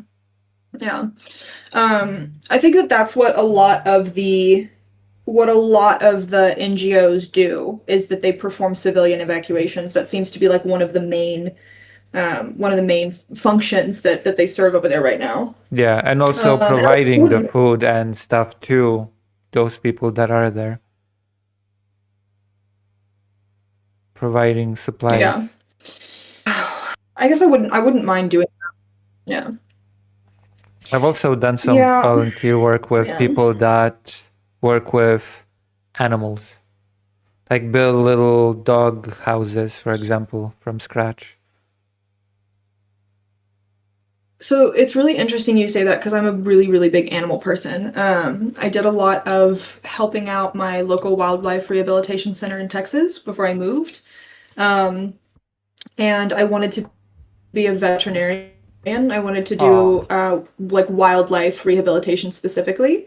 And something that I thought was a really interesting possibility is when the war is over, if I say I really like living in Ukraine, which I think I probably will, there's the idea that I might stay there, and because there's going to have to be a lot of rebuilding, a lot of services are going to be needed after the war, right?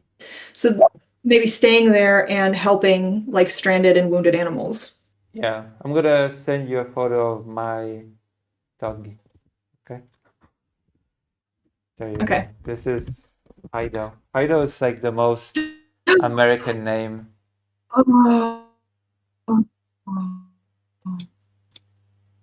So pretty. Yeah. He's still young. What is his He's name? Fido.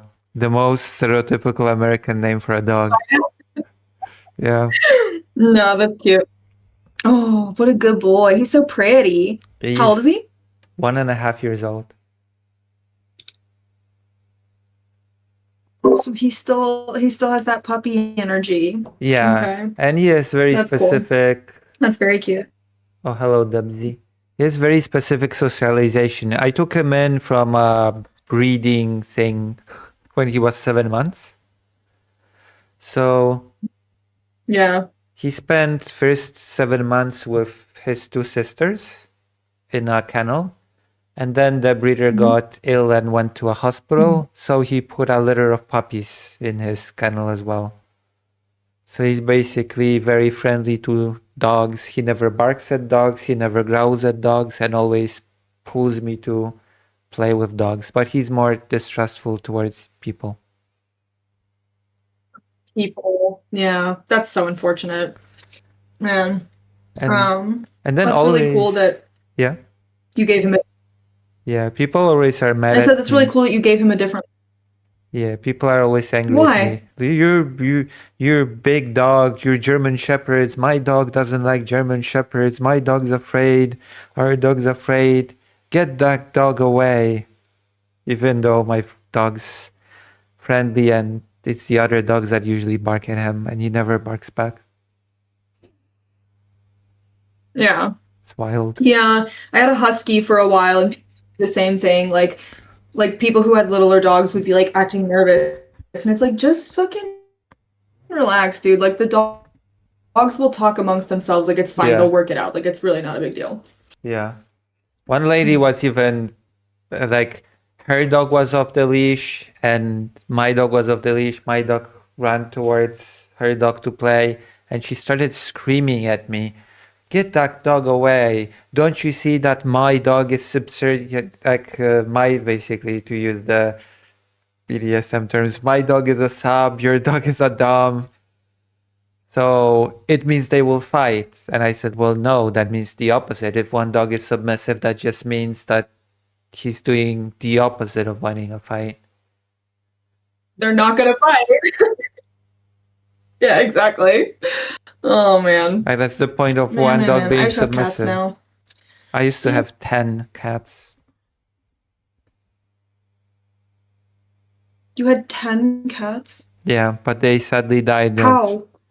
Because I had a few cats and then they started having babies.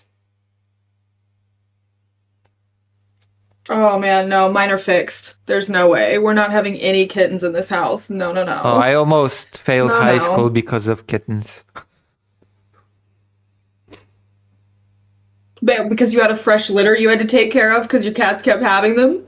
Because that was the first Oh my time goodness. our cat got pregnant and she got ill and she couldn't produce milk, so we had to feed them manually. So we had to be 24. Oh, to bottle feed the kittens. Yeah, but most of the litter died. Only one survived from that litter. Because it's very difficult to keep them alive because you It's don't really just don't feed them. You have to keep them warm. You have to give them massages all the time, wow. and there's a big probability that they will choke. Actually, two were about to survive, but one day we were feeding one with Totally the. prone to getting it. Sorry, I'm sorry. What's that? Oh, I said that. Oh, I said their kittens are be sick too. That's Yeah, difficult. and two were about to survive, but one of them started choking when we were feeding him with the milk. And then the cat mom got her motherly instinct back suddenly and snatched it away from us and tried to revive it for 2 hours, but didn't succeed. I feel like I would not be able to have cats after that. That would emotionally scar me. I would be like, I can't. I can't do this. Tough. But That's then so the one survived and she grew up, but she also died from that genetic thing, which coincided wow. because she died. We have to put her down, and then I visited my grandfather, and that was the last time that I saw him. My grandfather died soon afterwards as well. Oh, so sorry. This is so tragic. Yeah. My last cat Hopefully a lot. died.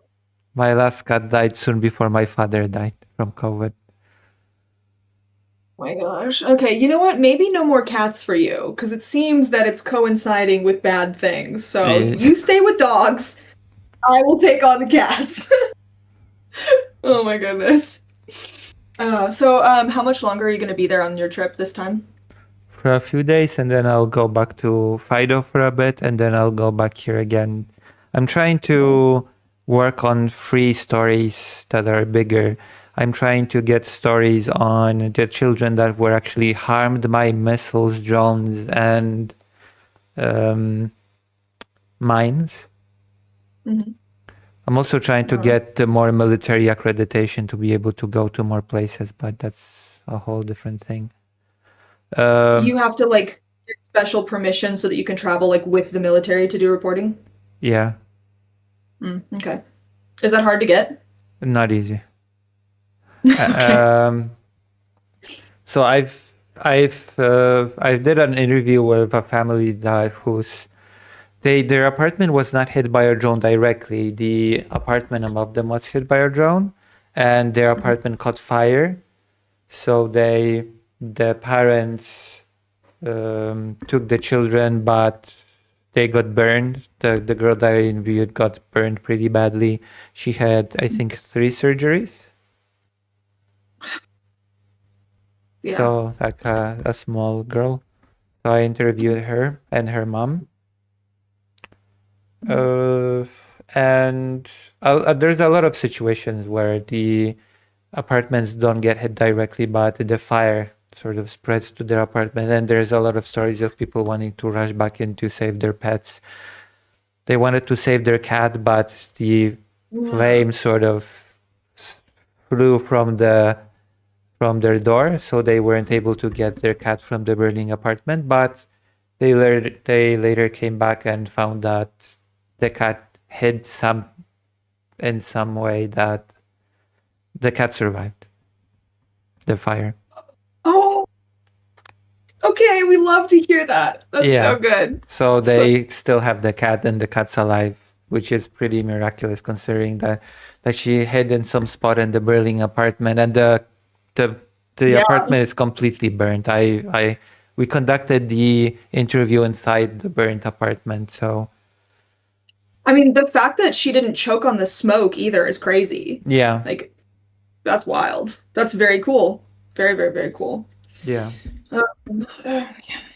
I'm not sure if you've heard, speaking of fires, I'm not sure if you're updated on, I think Dylan Burns' house burned in the US. Yeah, in the US in at the beginning of 2025.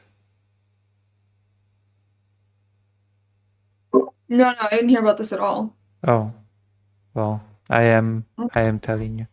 His Oh my childhood house burned down because there was some explosion at the house. Oh, geez, that's so awful. Man. Well, hopefully he's got like a big enough, I mean, I think he has a big enough following and probably a community that is really, really cares about him enough that, you know, they were able to probably give him some support and like hopefully financial support and get him Yeah. somewhere safe after that. And also an That's so- insurance. Yeah, well, yeah. My home that I had with my husband also burned to the ground, and Yeah? yeah, they do give you insurance in that situation. Oh. Yeah, they do give you insurance in that situation. But man, that's so tough that it was his childhood. Is your husband gonna go with you to Ukraine? Okay. We've been on call. Oh no, I'm getting divorced right now. We've been separated for like 5 years. Oh. So that didn't work out, the marriage? Yeah, no. No.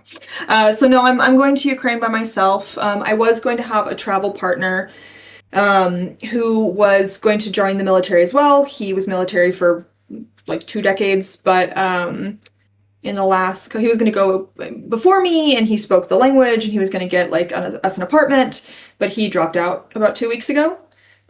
So I'm having to, that's part of why I'm having to figure so much stuff out on my own now, was because I was going to be doing this with another person. But that is okay. It just means more challenges, but I'll get through them. And we'll work stuff out. But hey, we have been chatting for almost an hour. I need to do my chapter notes for school. I'm supposed to make flashcards for our study group as well. Oh. So Interestingly enough. I Yeah. need to do that. But thank you so much for having me on. I really appreciate that. Thank you. Happy birthday. Thank you. Yeah, I hope you have a good one. Yeah, and I will talk to you guys later, okay? Thank you. Bye. Thank you very much. Bye-bye. All right. I think we've done it. Have we done it? Disconnect.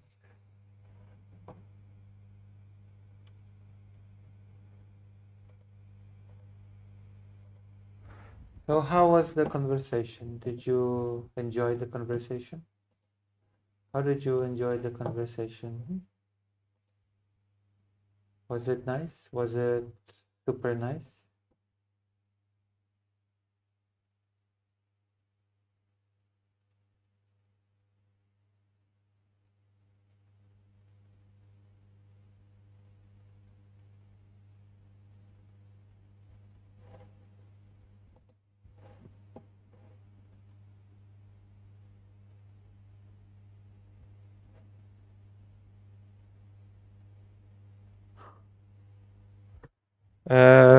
Merrick is still not in. Merrick is still in the United States.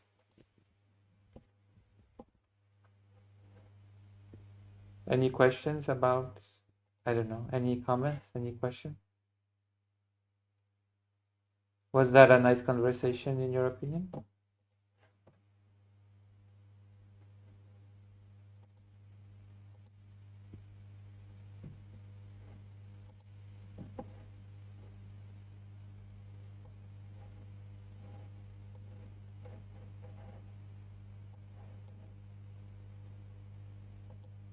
God damn. The Better White video is reaching.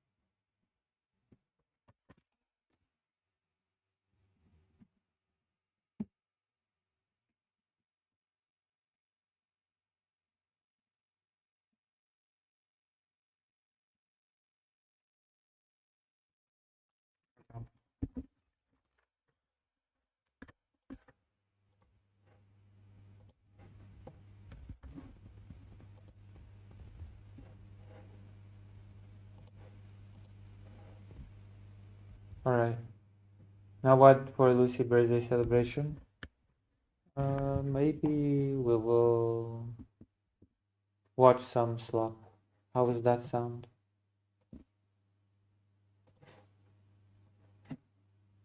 Hold on. I don't know. I don't. I will talk to. I will talk about. Maybe I'll do a political thing tomorrow and talk about Iran. I should gather some info. The ongoing Iran war, because Trump is a no more war president, and so he attacked a primary school. The leader of Iran is allegedly dead. We'll see how this whole mess develops. Okay.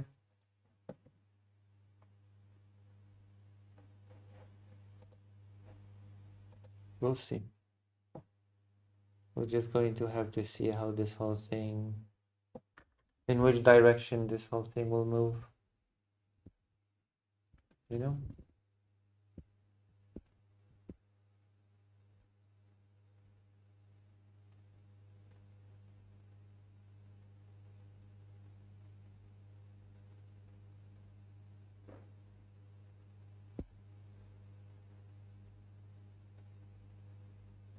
I think the conversation went nicely.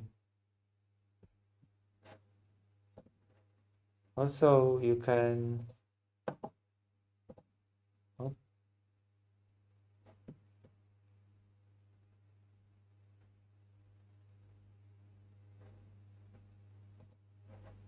Oh yeah. Yeah, I know. I haven't said anything yet. I haven't set anything up yet.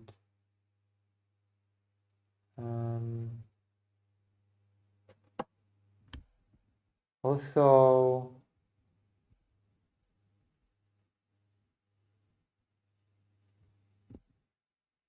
what do I'm trying to think. My mind's a blank right now for some reason. My mind is drawing a blank.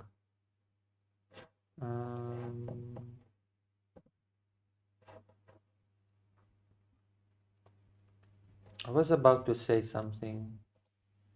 Why am I drawing? Oh yeah, I have to record. I still have that.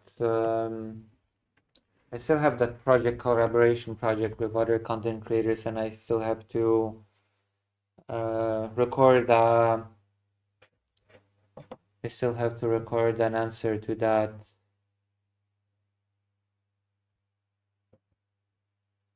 Hutch has been debating everybody, hasn't he?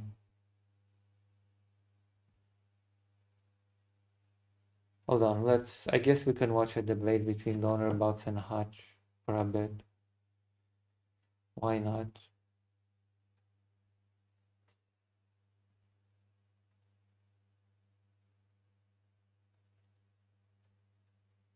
That was a nice conversation, wasn't it? Have you enjoyed the conversation that I had with Merrick? He used to be a much more active streamer.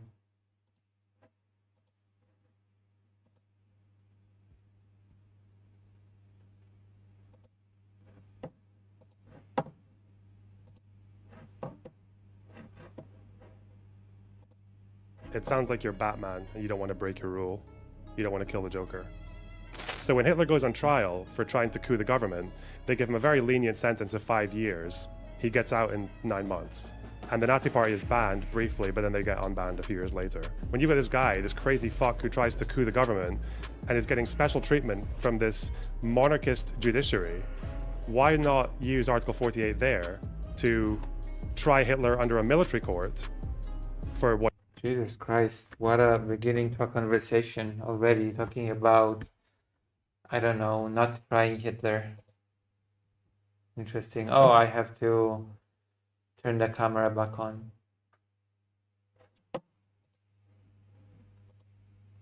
There we go. The camera is back on. Apologies. What he's done.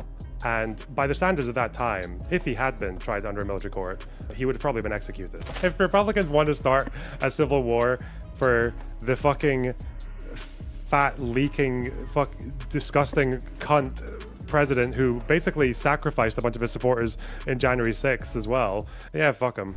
God damn it. That was just not what I was looking for today. Hey, here we go. Saved by the Hutch.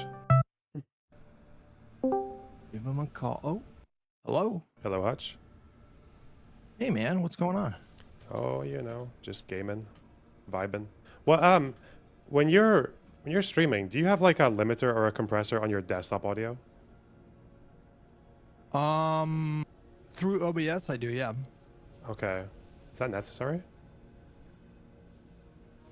I don't know. When I set up my OBS, I just looked up like standard audio filters to add and just added those. What are they currently? Like what filters are on there? Like the ones that come with OBS, right? Or you get Reaper ones? Specific filters? Yeah. Well, so there's like an equalizer that I use with the Go XLR, like little mixer. And then as far as the filters for my, why does my mic sound like shit? No, it's not your mic. It's whenever I go on your stream, I can hear my voice getting blown the fuck out. And I guess it's maybe because my voice is a bit lower and like low frequencies will hit limiters more quickly. And then it just sounds like I'm squashed. But I don't know if it's, I keep thinking it's my problem, but then I go and look at my own stream and I sound fine. Interesting. Okay. So that would be a Discord problem, not a OBS problem. Not necessarily. No, it'd be your desktop audio. Unless it, I mean, it could be Discord, but I don't know. I'm not really going through anything on Discord, so that doesn't make sense. Oh, well, I don't know. Yeah, I don't know. I have a noise gate, a gain, just a gain slider and a limiter for my microphone on OBS. So for your not for your microphone, but for your desktop audio. So for what you're hearing that's going onto your stream. it sounds fine to me. No, I don't have any filters for just my desktop audio. No. Oh, I okay, don't. okay. Yeah, yeah. Okay, well, we'll see how this goes, and then if it's not, I'll just fix something on my end. Oh wait, so hold on. So you hear yourself back when you have Discord conversations? No, when I look back at a stream that I've been on with you. So if I've spoken to you and I look back at your stream, I'll hear myself coming through your desktop and I sound very different on there to how I sound on my own stream, or even if I call into other streams. So I'm just wondering if there's anything on your desktop audio that's doing something. Yeah, you know what it might be is I have mono checked. Because mono should sometimes be fine. There's because my voice is mono. Unchecked it. That's the only filter I have on the desktop on OBS, and so let me take it off for this, and maybe you sound different this time. I doubt it would, but let me see.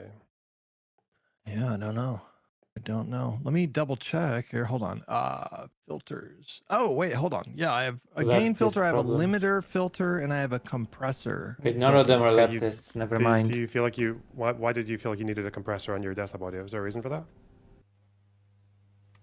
I don't know. I have no idea. I just literally look up, best audio settings for OBS and just copy paste those. Okay, what's your limiter doing? What's it say? Threshold is -12. Release is 60 milliseconds. -12. -12 decibels. Yeah.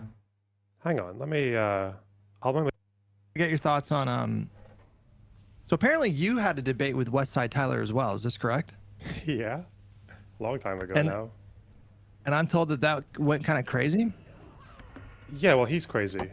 True. Yeah. He just started shouting and monologuing over me for most of it, but he was debating me on the pager attacks in Lebanon, and it didn't take that long for me to realize that he literally knows nothing about Israel. Oops. And now the video is buffering.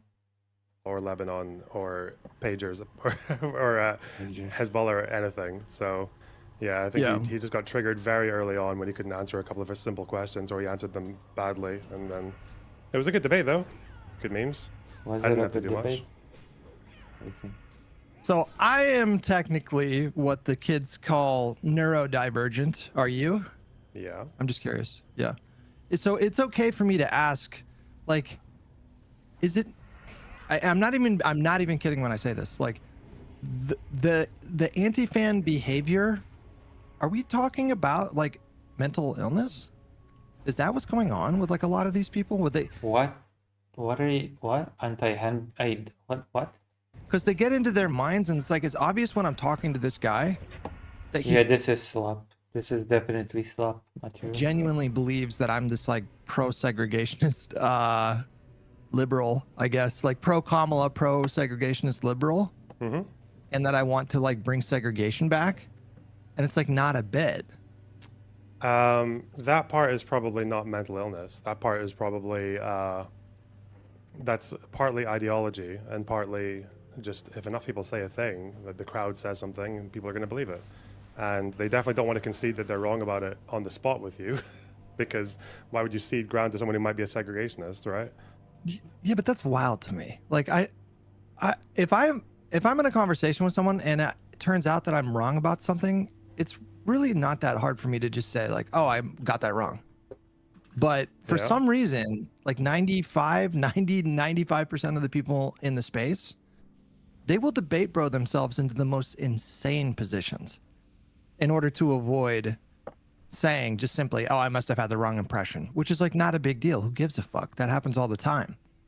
But because he debate broed himself into me 100% being like pro-segregation or like proud of my Confederate lineage, he I don't even know what their debate was about. had to take the position that it's pro-segregation to not want to be in a political coalition with Hassan.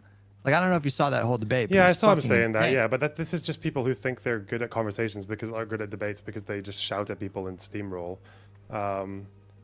But yeah, like I don't think I don't see any like mental. I mean, as far as Tyler goes, I think he might actually just be like brain damaged. But in any case, like that behavior doesn't have to be mentally ill. Doesn't have to be anything. You can be a completely functioning human being and still behave like that. It's just like ideology can color people's worldviews.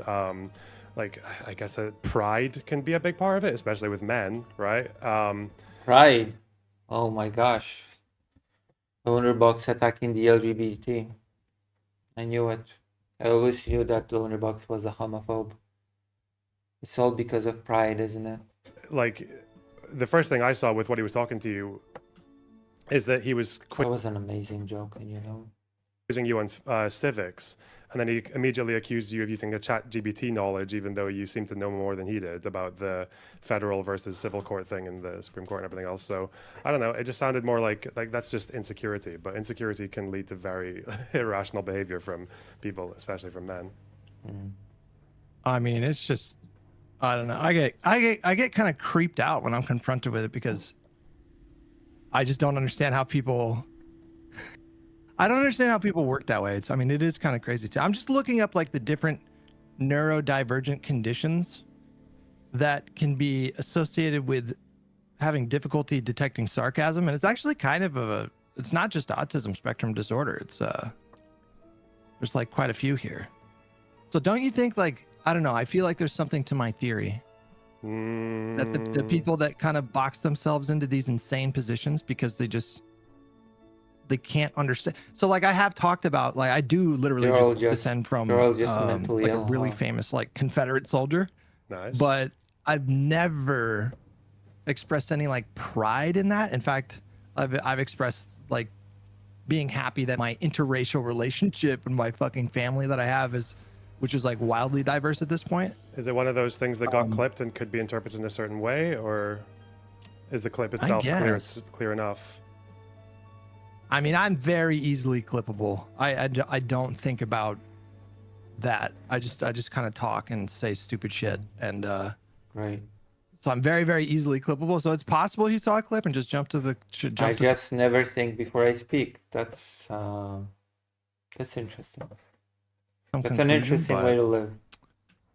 I don't know. I feel like there's something there. I feel like there's communities of people online that have mental illnesses, like a real a lot of difficulty picking up on sarcasm. I don't know. That's the only way I can explain this. It's also no, not entirely. Like again, you can go down that road and you'll personally go insane trying to find out whether the people you're talking to or fighting with are insane through the internet. That's quite difficult to do. But the problem is that what people are doing there, especially with political issues is that they're doing something that people have been doing since the dawn of time. Is that you have like it takes like people are quite generally people are Misrepresenting complex people. human beings, and coming to a certain judgment about someone's character is like a really difficult thing to do. You have to get to know someone for a while. There's so much about their life that you're generally not going to know about at all, or what's in their head or anything like that. But you have to, in politics, you need to be quick, right? You need to make judgments. And what people do is they tend to, once you've seen something like one or two things that someone says in a clip, or you see a narrative going on around someone, well, then you've, like, the essentializing has already happened, like, very, very quickly. And then after a certain point, you are literally just going to only hear stuff that they say that confirms whatever you've essentialized and just ignore the rest. And it seems to be like a tactic or just like a heuristic that people go by, because otherwise the world would be difficult, right? And that's the problem. And I think maybe with you is that you don't seem to have any crazy, like, massively extremist opinions. Even people who hate you might admit to that. But the problem with that is that it also means that people who do have a vitriolic and, like, viscerally hateful reaction to things that you say or opinions that you have are probably going to be crazy, or they're going to be more extreme. They're going to be more out there. So yeah, it's a kind of, it's almost like a natural occurrence. Yeah, the human mind, the instinct to simplify things so you can understand the world is a very human thing. So I don't know. I think part of it also goes This is away not very / gets interesting. better as you get older. Because I definitely No, it does recall not. being younger and jumping to wild conclusions about people, and ultimately being proven There's wrong, nothing but to having a do really with hard age. time moving off of that opinion. This is I nothing feel like to that do was with very, age. like, a lot more common when I was younger. And I guess when you get older, you have those kind of experiences more, where your initial assumption was just dead wrong, and so you begin to naturally be more kind of open to people. I don't know. Have you ever seen the film called They Live? No, is that like an old, like, 80s It's an old horror yeah. film? It sounds like Yeah. the kind of film that you would definitely like. I don't know. It's you know the whole obey meme that incidentally a bunch of right wingers started using. Like there's the cap, like the poster that says obey. Oh yeah. It's like this. I know It's about it's an old horror film about aliens have taken over the world, and the main character stumbles across a box of fucking sunglasses, and if you put the sunglasses on, you can see the world as it really is. So you start to notice that some of the people are actually aliens, and all the signs that are like billboards selling goods are actually saying marry and reproduce and all this kind of shit, right? And money is your god, like that kind of nonsense. Yeah, like it's very primitive. Like the writing is quite like juvenile almost, but there's this whole epic scene in it where the guy is trying to convince his friend after he's basically Like in Syndicate Wars. he's figured out what's the going game. on, and he's running away from the law because he's ended up fighting against the system, and he's trying to convince his friend of what he's seen, and he's trying to get his friend to put on the sunglasses, but his friend doesn't really trust him because he's just been fighting with cops and he's like a fugitive, so he doesn't want to put the glasses on, and they end up fighting. And it's like the longest, or one of the longest fight scenes you'll ever see in a film. There's just these two guys beating the shit out of each other because the guy's friend won't put the sunglasses on, right? And Gotcha. I once heard this analysis of that scene, which is that it's supposed to be like quite symbolic of the whole visceral and painful experience of trying to convince someone that they're wrong of something, and them not, or trying to show someone like, oh, if you just like read this thing or look at this fact check or look at this context and all that, but they just won't do it, and they don't want to do it because the whole thing about feeling that your worldview or something like that is wrong is like it is like that. It's like a painful experience. It's like fighting to the death with another guy who's like equally strong as you, and This is not Yeah. interesting. Yeah. Boring. Yeah, that is very relevant to the conversation. Kind of how I feel when I watch Live and Learn, eh? What was your I don't know. That's a bit drama pilled. We had an interesting few weeks of discourse on Live and Learn. But thankfully the last episode it was about arguing with a guest more than my co-host.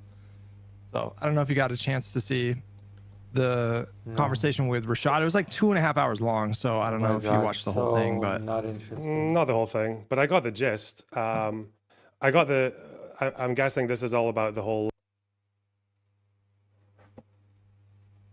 I'm not great on that history. I know like the very broad strokes of all that, but yeah. Okay. Do you want me to give you an example from there, or do you want to tell me? Yeah, definitely. Go for it. Right. Yeah. So, do you know? So, starting with the beer hall putsch, I'll just go through the whole thing, even if you know some of it. So, the beer hall putsch is basically when Hitler is basically still a nobody, 1923, 24. He tries to take over the sort of like municipality in Munich, and then he eventually wants to march on Berlin. So, he launches a coup, basically, kidnaps some people. Okay, I get it. Yes. Basic history 101 lesson, I guess.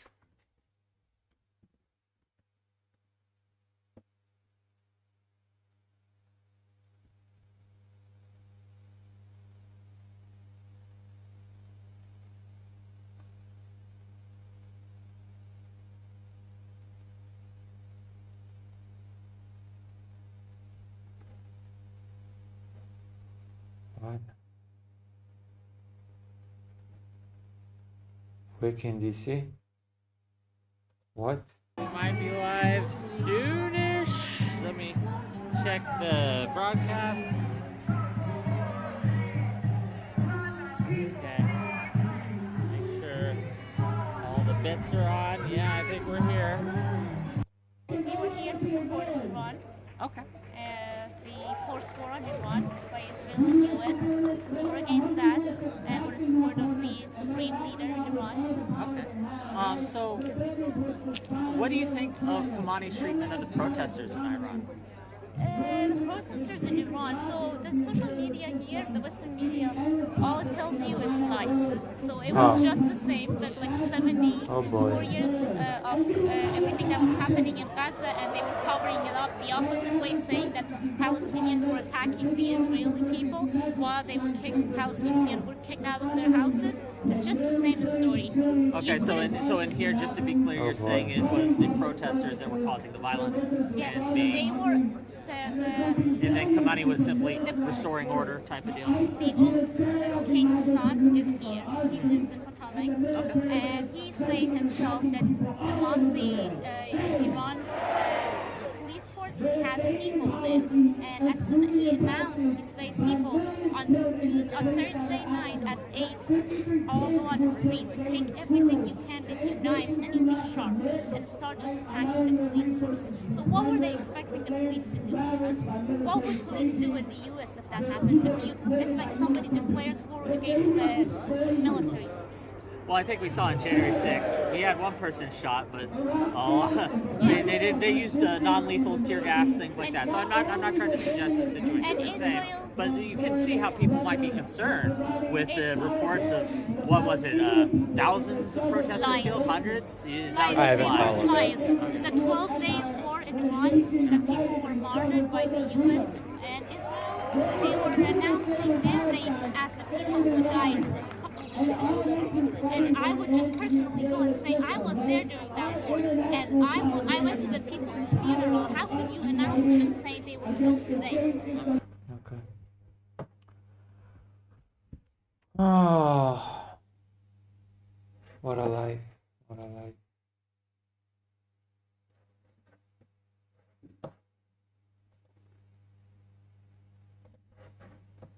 Interesting, huh?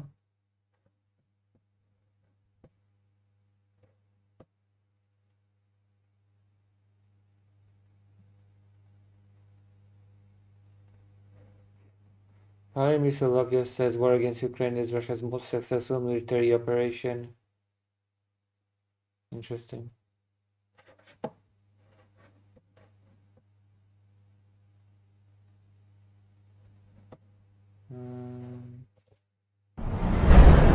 Most successful military operation.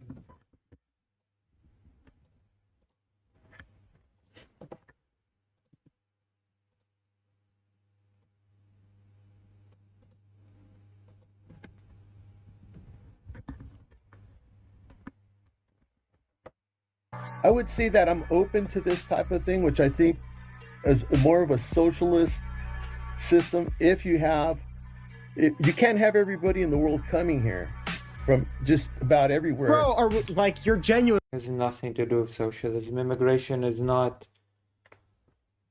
socialism. Socialism is not when people are able to immigrate into a country. I don't mean this to be like offensive to you. You are literally a Nazi. Do you acknowledge? Do you understand that? Oh boy. Quite frankly, you need to subscribe to Rinald. What's going on, bud? Hey. I don't really care whether he likes the Constitution or not. The Constitution But will this person govern over. has the same amount of subscribers as I do. He's my size channel. I'm a conservative. I'm a rational thinker. The greatest oxymoron I've heard in my life. The country. So it's not about one man. Do you so disagree? I don't give a shit. Yeah, I think it would have been addressed if he's. I mean, I think he tries to get close to circumventing the Constitution, but I think that there's some stopgap measures that take place probably behind the scenes. So I'm not asking if there are checks and balances. That's why they have litigator. Well, that's why they have litigators behind them saying, you can't do that, brother. Well, I'm not asking if there are checks and balances. I'm saying, do you believe that Donald Trump hates the Constitution? Probably. Okay. Well, then we just concede, right? Well, yeah, I'm not arguing that. I'm a conservative. I'm a rational thinker. I mean, you know. I'm a rational thinker. Rational. Okay, Yeah, sure.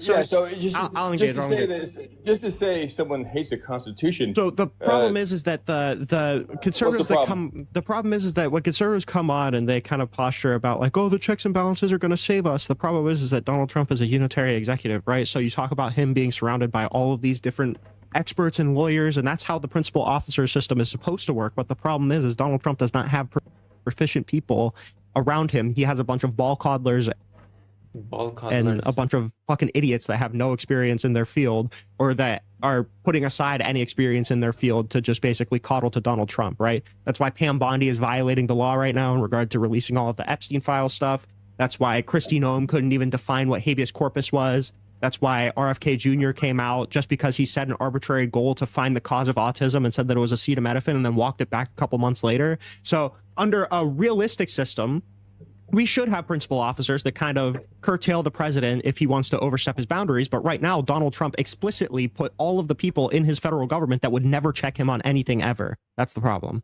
Do you know that? Yes. I mean, you were sitting at the table during the chit chat. Can you The name round one table? person that Donald Trump appointed that you It think would doesn't hold him matter what I accountable? name. Were you there? Can you name one person that Donald Trump appointed that you think It's would not hold him just the- accountable? It's not just his administration either. I asked you a question. They have Asked they you a have question. the suits. Asked you a question. They have suits Asked there. you a question. Okay, listen, buddy. They have I asked people you a there question. that will tell you. I asked you a So you're question. You what? need to answer. Why do I need the answer? What the hell is this sound? So weird. The dictatorship? I asked you the Why- question. why do I have to Can answer? you name one person that Donald Trump has put in his cabinet that you think will check him? Marco Rubio. Marco Rubio. When Yeah, has Marco J.D. Rubio? Vance. When has Marco J.D. Rubio Vance. ever? When has Marco Rubio ever JD checked Donald Vance will Trump? definitely not check Donald You Trump. don't know, and I don't know. Okay. So this is what I'm saying. I know they will not. You're doing is surmising what you believe and perceive. Is to there be, any? Is there any certain. evidence? You Is there don't really any evidence know. that? Hello, cheery tier. The reason conservatives call themselves rationalists because most kids are indoctrinated both in schools, family prayer, and community since they were born. Also, happy birthday. Thank you for the happy birthday. Are you a new viewer? Are you here for the first time?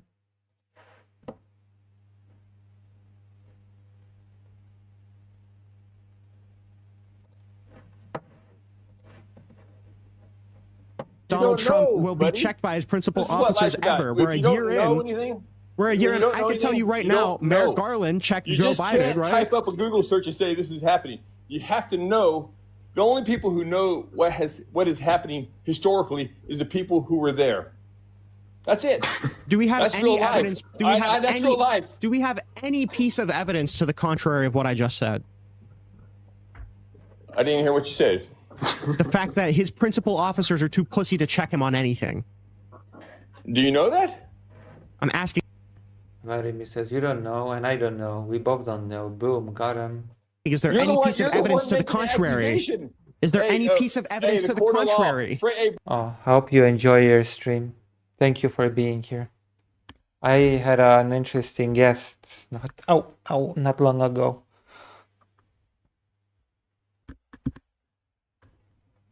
buddy, the court of law, you're making the accusation. If court of I'm going to law. bring someone in front of the judge, I'm going to make the accusation. Okay, so we can I talk will about the file court of law in a accusation. second. We can talk So about the court of through law your in a second. deposition, We can tell talk me about the court exactly of law in a what he second. did and how you We know. can talk about the court of law in a second. Tell But me how first, you you know. need to concede that none of his principal officers are willing to check What do I him. need to concede? Tell me how you know you're making the accusation. Not me. I'm just listening to you. Okay, this noise is just annoying, okay? This whole singing thing is just annoying. This is just annoying. I feel like I was It's not really cute. clear in asking him for just any evidence to the contrary, right? The soundbite is not cute. Like we have to, Yeah. we No, have to build a mind state here. You What's up, buddy? realize you don't know shit about what a real American patriot is, right? What's your definition of a real American patriot? Someone who actually supports our country, someone who actually likes Trump, someone who actually doesn't want illegal aliens here. You define a You real realize American that, right, patriot buddy? as a Trump supporter?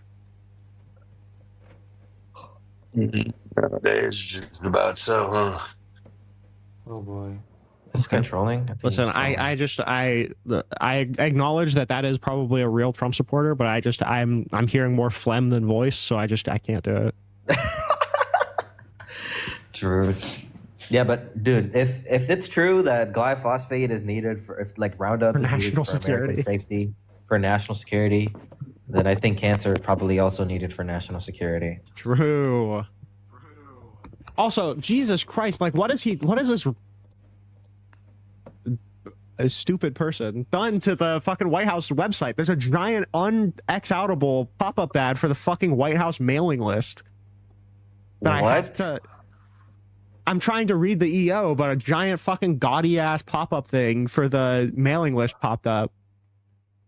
Also, what's up, Raphael? Hello. I've never used TikTok, so please forgive me if I'm and I'm older too. I'm not you guys' generation. I'm a lot You're older. forgiven. It's okay. Do you disagree with the prompts? Yeah. I kind of was going in on TikTok and I lost a little bit of track of what you guys were talking about, but I do support Trump. I'm Mexican heritage. I'm Los Angeles. Okay.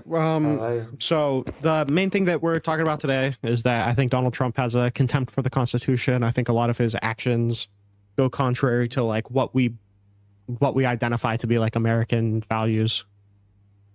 Well, I think if I'm, like I said, I'm a lot older than you guys. I graduated high school in '89, and I kind of have seen how like the presidents have over time like done things which are always challenged constitutionally, right? So there's, you've had Bill Clinton, he went ahead and went into war, I think Bosnia or something like that, and then you had Bush.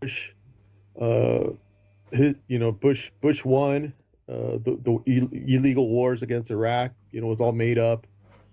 So there's a track, I think, of what I call the uniparty, which is the power structure. Oh boy. Which I recognize as people on both sides that have power of the political spectrum, and they seem to be. This is boring. Sorry, Vladimir, but this is extremely boring. My apologies. This is not.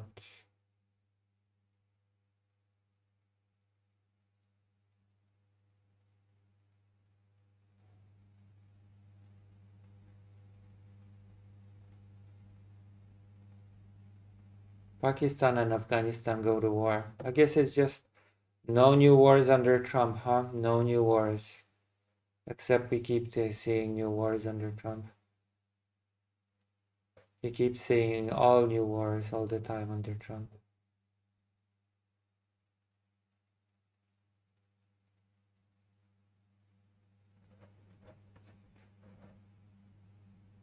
What is this?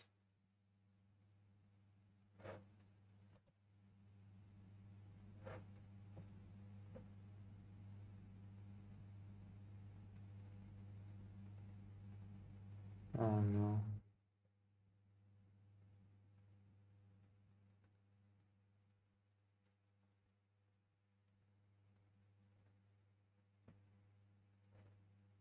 Let's see.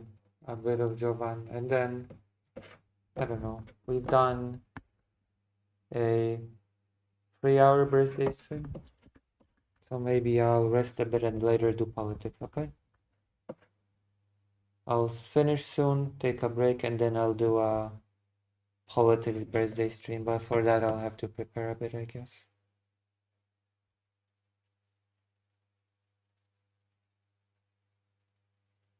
Yeah, thank you very much.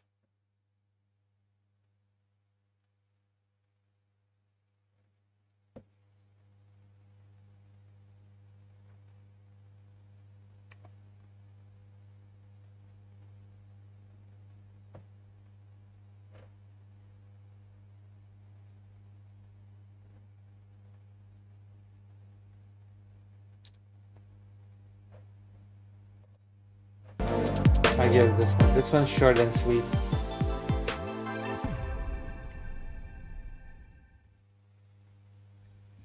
All right, we're gonna bring up the next guest. Next up is Stacy. Stacy also wants to debate gender affirming care for minors. Oh, So no. let- As always, the usual suspect, the usual topic, huh? let's see how that goes. Stacy, if you can hear me, please provide me with your age and pronouns. Sure, 45. He, him. All right, and you want to talk about gender affirming care for minors, no problem. Stacey, a couple of questions for you. Question number one, do you agree to have your logic tested? This involves being asked hypothetical questions, following arguments to their logical conclusions, and clarifying definitions when necessary. Sure, as long as you are. All right, and are you open to revising or conceding a point if a contradiction or inconsistency is demonstrated? Absolutely, as long as you are. Okay, great. Now, Stacy, you have an issue with gender affirming care for minors. What is that issue? Well, I'm going to go more to a macro side in the sense that, like, have you been aware of the country? There's several countries in Europe that have reversed. Most recently, I think Great Britain, just in the last few months, has reversed their gender affirming care because all the studies that they're showing are showing that there's not a benefit and it's a hindrance, and to the point where they feel so inclined that they were really on the cutting edge as far as like first countries to provide gender affirming care for minors, and so that was really kind of got my attention. You've seen the same studies I have, though, but I understand what you're saying. Well, hold on. Before we get to something else, I just want to address this point. I would disagree that several countries are reversing their stances on gender affirming care. Great Britain, for example, the UK. No, they are. Hold on. The UK has moved to a more research-based model. You're still able to get gender affirming care. It's just that when you get that care, you're going to now be a part of like national research. This was mostly off of the CAS. No, you have to be 18 years of age. No, it says that specifically you have to be 18 years of age. No, you don't. That's what it says. No, you yes, don't. you do. See, this is what we can't. This is where we can't communicate. Can you at least tell me this? One question. I promise I won't bug you. Throughout history, going back to the Romans and further, they have recorded history that transgender people have been about. I'm sorry. Hold on. 0.05% of the population. Hold on. I don't care about any of that. Hold on. I don't care about any of that. Can you show me? Hold on. Stacy. Stacy is a woman's name. Can you show me where Stacy have been under investigation? Stacy. Okay, I have to mute you. Are we for real, Stacy? I have to mute you now. We're not talking about that yet. We're not going to just jump to 50 million points. Okay? I hate that I have to mute you 3 minutes in, but if I ask you to stop talking, you need to stop talking. True. You've made a claim here that the NHI, the National Health Institute in the UK, right, has made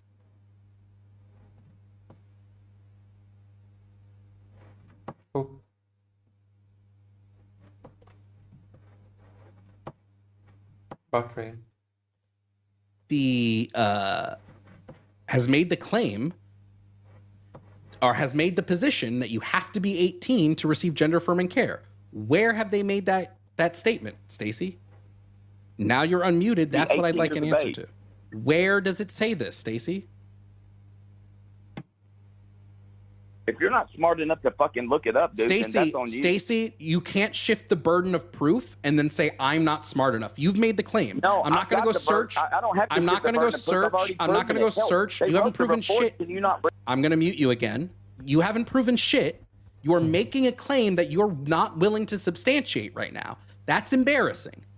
So I'm going to ask you again to provide evidence of the claim you're making. I shouldn't have had to mute you twice in 4 minutes. You're saying something that's factually incorrect. You're saying something factually incorrect. No, provide evidence for it. Factual. Provide evidence then, Stacy. Provide evidence, Stacy. Stacy, provide. Didn't this person? Oh no, wait, that's a different. Provide the fucking evidence or shut the fuck up. I had to mute you again. You cannot just make a claim without then backing the claim up. Oh boy. And then say, well, you, Jovan, should go get the claim. No, you need to provide the evidence. Okay? So I'm going to ask you again. He's not going to answer. To provide a very short color. Evidence for your claim. So I'm going to unmute you again. You want to talk about studies? No, I don't want to talk about studies. I want what I asked you for, which is evidence that if you are under the age of 18 in the UK, you cannot receive gender-affirming medical care. There was no. That's what I want evidence for. Do you want to provide it or not? Yeah, sure, I'll provide it. Great. What is the evidence? Unmute me and I'll provide it. You're unmuted right now. What's the evidence? Unmute me and You're I will provide unmuted it. right now, dummy. That's how we're talking. What's the evidence? Well, guess what, dummy? If there's a dumb person here, you're the one that's fucking dumb. Holy shit, can you provide the evidence or not, you fucking moron? Can you provide the evidence or not, you fucking stupid idiot? You owe me $100. Can you provide the evidence, you fucking moron? Can't believe I have to mute you again for not providing the evidence. Can't believe. That's fucking insane. That's fucking insane. Okay? It's insane that I have to mute you again. Because you can't provide the evidence. That's fucking crazy. Crazy. It's embarrassing. Truthfully, is what it is. It's embarrassing. Now, I'm going to say again, okay? Nowhere does it make the claim that if you're under the age of 18, you cannot receive gender-affirming medical care. Okay? Hate to break it to you. Hate to be that guy, but you don't understand anything. We are now almost 7 minutes into this call, Stacy, and you have not been able to provide evidence. Okay? You've not been able to provide evidence. It's embarrassing. Truly. So, I'm going to ask you again, and this is the final time, if you cannot point me to a direct quote from the UK government, either on their website or otherwise, that says that people under the age of 18 cannot access gender-affirming medical care, then you are going to be removed from the live. This is your final chance. You are now unmuted. He's going to be removed. This is just 8 minutes out of 11. This is your chance to provide that evidence. Thank you for the chance. I do appreciate it. And guess what? You can fucking read. You can read it on their website, you fucking fat fuck. It's not on their website. It's not on their website. You're pedophile. Great for proving that you can't provide evidence. Sorry, Stacy. Please lick the backside of a barn. You've just proven once again that you cannot provide evidence. Kind of embarrassing. That's it. Kind of embarrassing. You've been kicked? Yikes.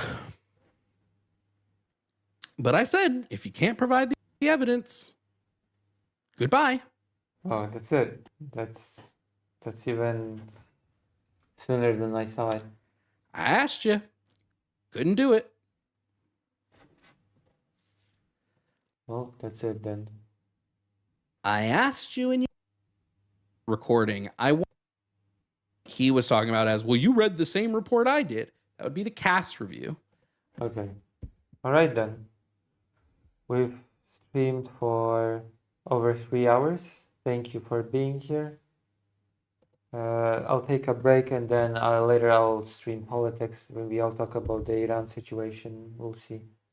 So thank you all very much. Thank you all very much for your support, and thank you all.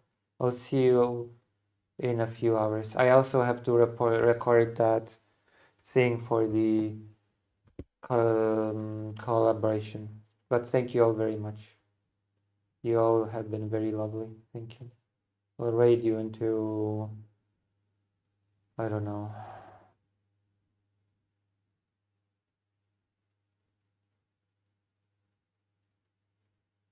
The line. Okay? Thank you all. Thank you. Thank you.